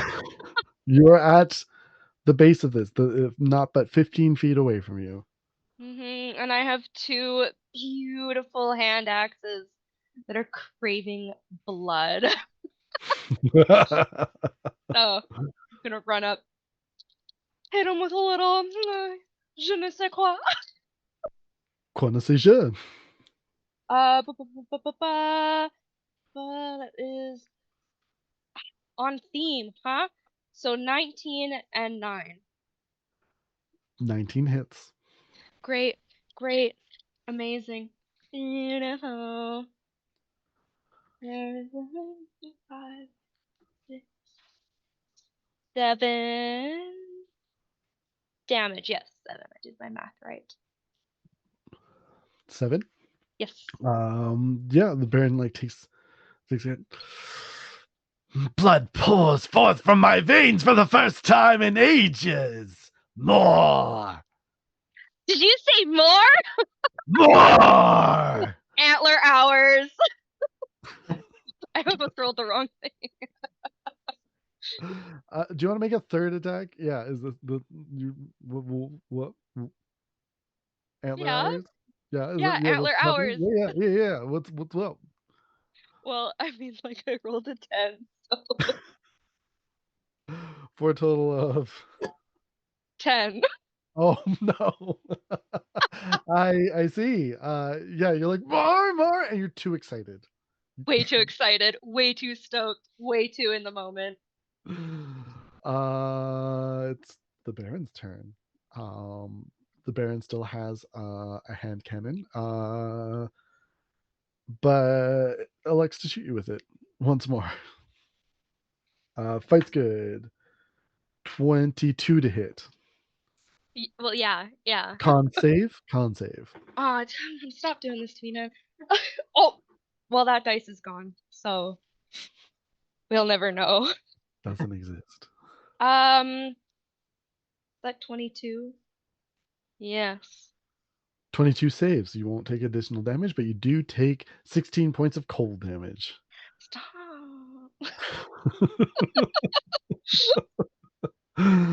Okay. Layer action. The freezing moves up to Wyatt's chest. It is almost complete. Ulvar. Uh, Oh, I should mention the icy ground has disappeared. okay, With cool. Cedric dying. We're on normal terrain now. We're good then. I am going to look over to Fight's Good and see that they're kind of distracting the Baron. I'm gonna run over and try to attack him with my rapier. Let's go. 18 to hit, Hits. and because of Fight's Good proximity, we get sneak attack. Sneak attack. Yep. Sneaker snack. My first time playing a rogue. Total 21 damage for that. Yeah, more of the Baron's blood spills as he seems to revel in it almost. My second attack my offhand weapon with my dagger. Yep. Is a 20 to hit for. Okay, give me just the roll without the sneak attack this time, please. For another 5 damage.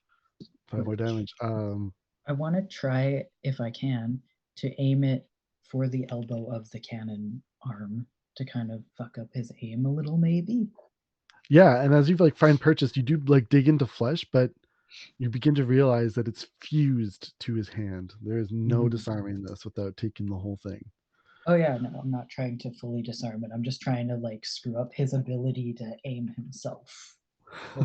Yeah, I guess he's not used to having unfrozen tendons, so maybe. Okay. If that's everything, we will continue along our list here, and Torben's up. No. Yeah. Torben's up because Cedric's dead. I killed Cedric, so that can't be right. I skip Wilbin. I do that a lot. Hi. Yeah, it's me. Stick my head out from behind the pillar here. I'm gonna bonus action, our special delivery just for you. And he's gonna get Hunter's March now. And I would love, if possible, to light my arrow again before I do this. It's already lit. You don't know lit. how that happened. I Wow. lit my whole quiver. It's just on fire. Those letters weren't important. Like somebody was like telling their secret of their parentage to their like long lost child somewhere, and that letter's about to get set on fire and shot at this guy. I'm gonna do 2 shots here, so I'll just make this efficient. Oh my gosh! Okay, I get to reroll this one because I'm a halfling. Nice. Lucky. Okay, it's a second. These are both really bad. I think those both miss. One's a 15, and the other one's a 13. Both miss. It's really unlucky. I got a +9, so that's great. It happens. Okay. And this is really the moment everybody was waiting for, because it's time for Hilda to roll for her 3rd death save. No. This is really the dramatic. Oh, thank God. Okay. Hilda. Whoa. I rolled a 13, and so she regains consciousness over and 1 hit point over there. Still danger, but Hilda lives. Yeah. I go back behind the pillar and done. Torben. So this guy up on this dais, how far away? Like, can I make it in technically it's 50 feet from you. Okay. Doesn't need, but I will you ran back move. To Cedric, right? Yeah, I'm right next to Cedric. 40, I will move 30 feet closer, and Okay. I will cast Toll the Dead. Oh God. More like Troll the Dead. Hashtag not a wisdom build. 10. Fails. It's 2d8 for 2d12. I'm only a level 2 cleric and a level 3 fighter. No, but the d12s are for when they've taken damage. It's probably 1d12 actually. Yes. Let me just pop that open real quick. It is 2d12 at level 2 or at level 5, which I'm not. 1d12, yes. 8. No, I got it. Yeah, yes. Because their damage is 8d12 if they're not hurt. Or sorry. Yeah, I know where you're going. I got an 8. 8 total with 2d12. Just 1d12, 8 total. No, but you're level 5, so 2. I'm only a level 2 cleric. Doesn't matter. Oh, really? It's based on your level, not on your class. Oh, for cantrips, it's character wild. level. 16. 16 damage. Describe how each of you make the last blow on the Baron, starting with that. So I'll as I run up, and I'll pull out the broken blade that I had when I was a cleric, And as I like kind of like reach up, it just like all the like ice in the room just like gathers to like complete the blade. And as I like bring it down, and almost like rings the bell, like that like erupts right in front of it, and this like dome of like magic just kind of like kicks out, and I'll just like, you thought you could beat the ice knife or the ice knight? You're not a god, and you'll never be one. And that's how As I you deal stick with that damage. blow, fight's good. What does your blow look like? Um, I think I'm just gonna ditch the hand axes and bring out the big one, the big axe, and it's like almost glowing with like the same sort of rage that's glowing in my eyes, and I'm just cackling maniacally. I'm just like, ah! And then just chomp. Crunk. Amazing. Ulvar. Standing behind him, Over just takes both of his daggers and goes one into each side of his neck. Finally, Wilbin. You know what the Grateful Gathering reminds us of? It's that people are far apart, but the hearts are close. And Hilda's gonna charge him. And Yeah, he'll be clinging to life, gets back up. Let's go. And as she hits him, like their back mail pouches explode into a scattering of letters like confetti. Hit the ice. As this not a god descends and goes cold, you see the body burn up in blue flames as it dissipates. You see the frost retreat on Wyatt's body as you lower him to the ground and Say, I catch the kid. Oh yeah, All yeah, 60 yeah. feet. Yep. As once more, Baron Coldbones returns to dust, to nothing, to less than. As you see your friend, as Torvin, you begin to glow wearing the Ice Knight's armor. You raise up in the air as celestial energy pours forth from your body, and you hear from the Ice Knight, "Walk among them as I no longer can. Be their light, be their hearth, be their flame."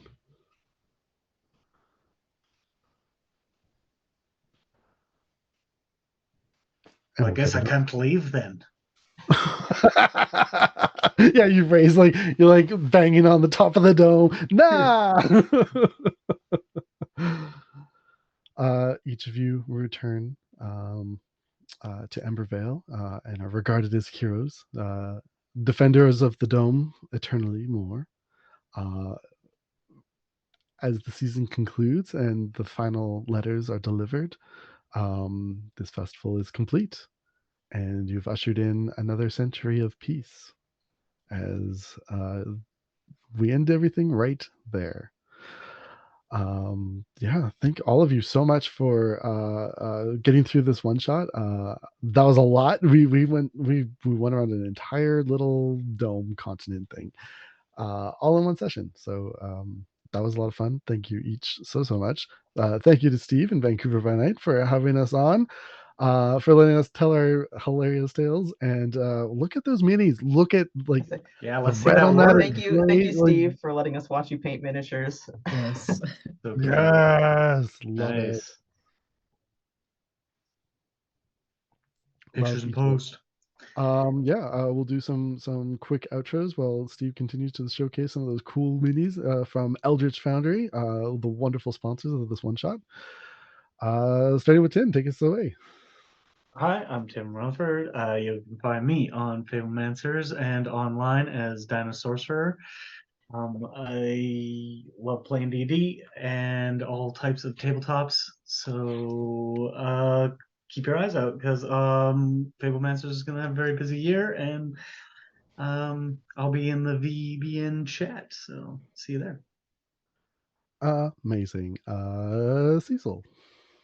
I'm Cecil Wright. Thanks so much for having me. You can also find me on Fablemancers this year. And Noah. Noah, I can be found as Radioactive Voidfish on any social media that I'm on. If I'm not on there as that, then I'm just not on there. I can also be found on Fablemancers because I love playing with y'all. Right back at you, friends. Mint. Hi, I'm Mint. You can also find me on Fablemancers or as Mono Mints on most platforms. There's not a lot on there, but it's my account. Amazing. Yeah. And I've been your storyteller and GM, Sam. You can find me also on Fablemancers, sometimes on Quest Keeps, sometimes on Another World, sometimes right here on VBN, where we have a lot of fun together. Yeah, we've got a wonderful series on YouTube with Quest Keep, where you can hear me be a little bit French and maybe be a little bit of a Doriador. Is that how you say that? Would you like my book? No, you don't want a signed copy of the book. That's fine. Uh, so jump into all of that. We're going to be rating out shortly. So share the love, follow along, and we'll see you for the next one.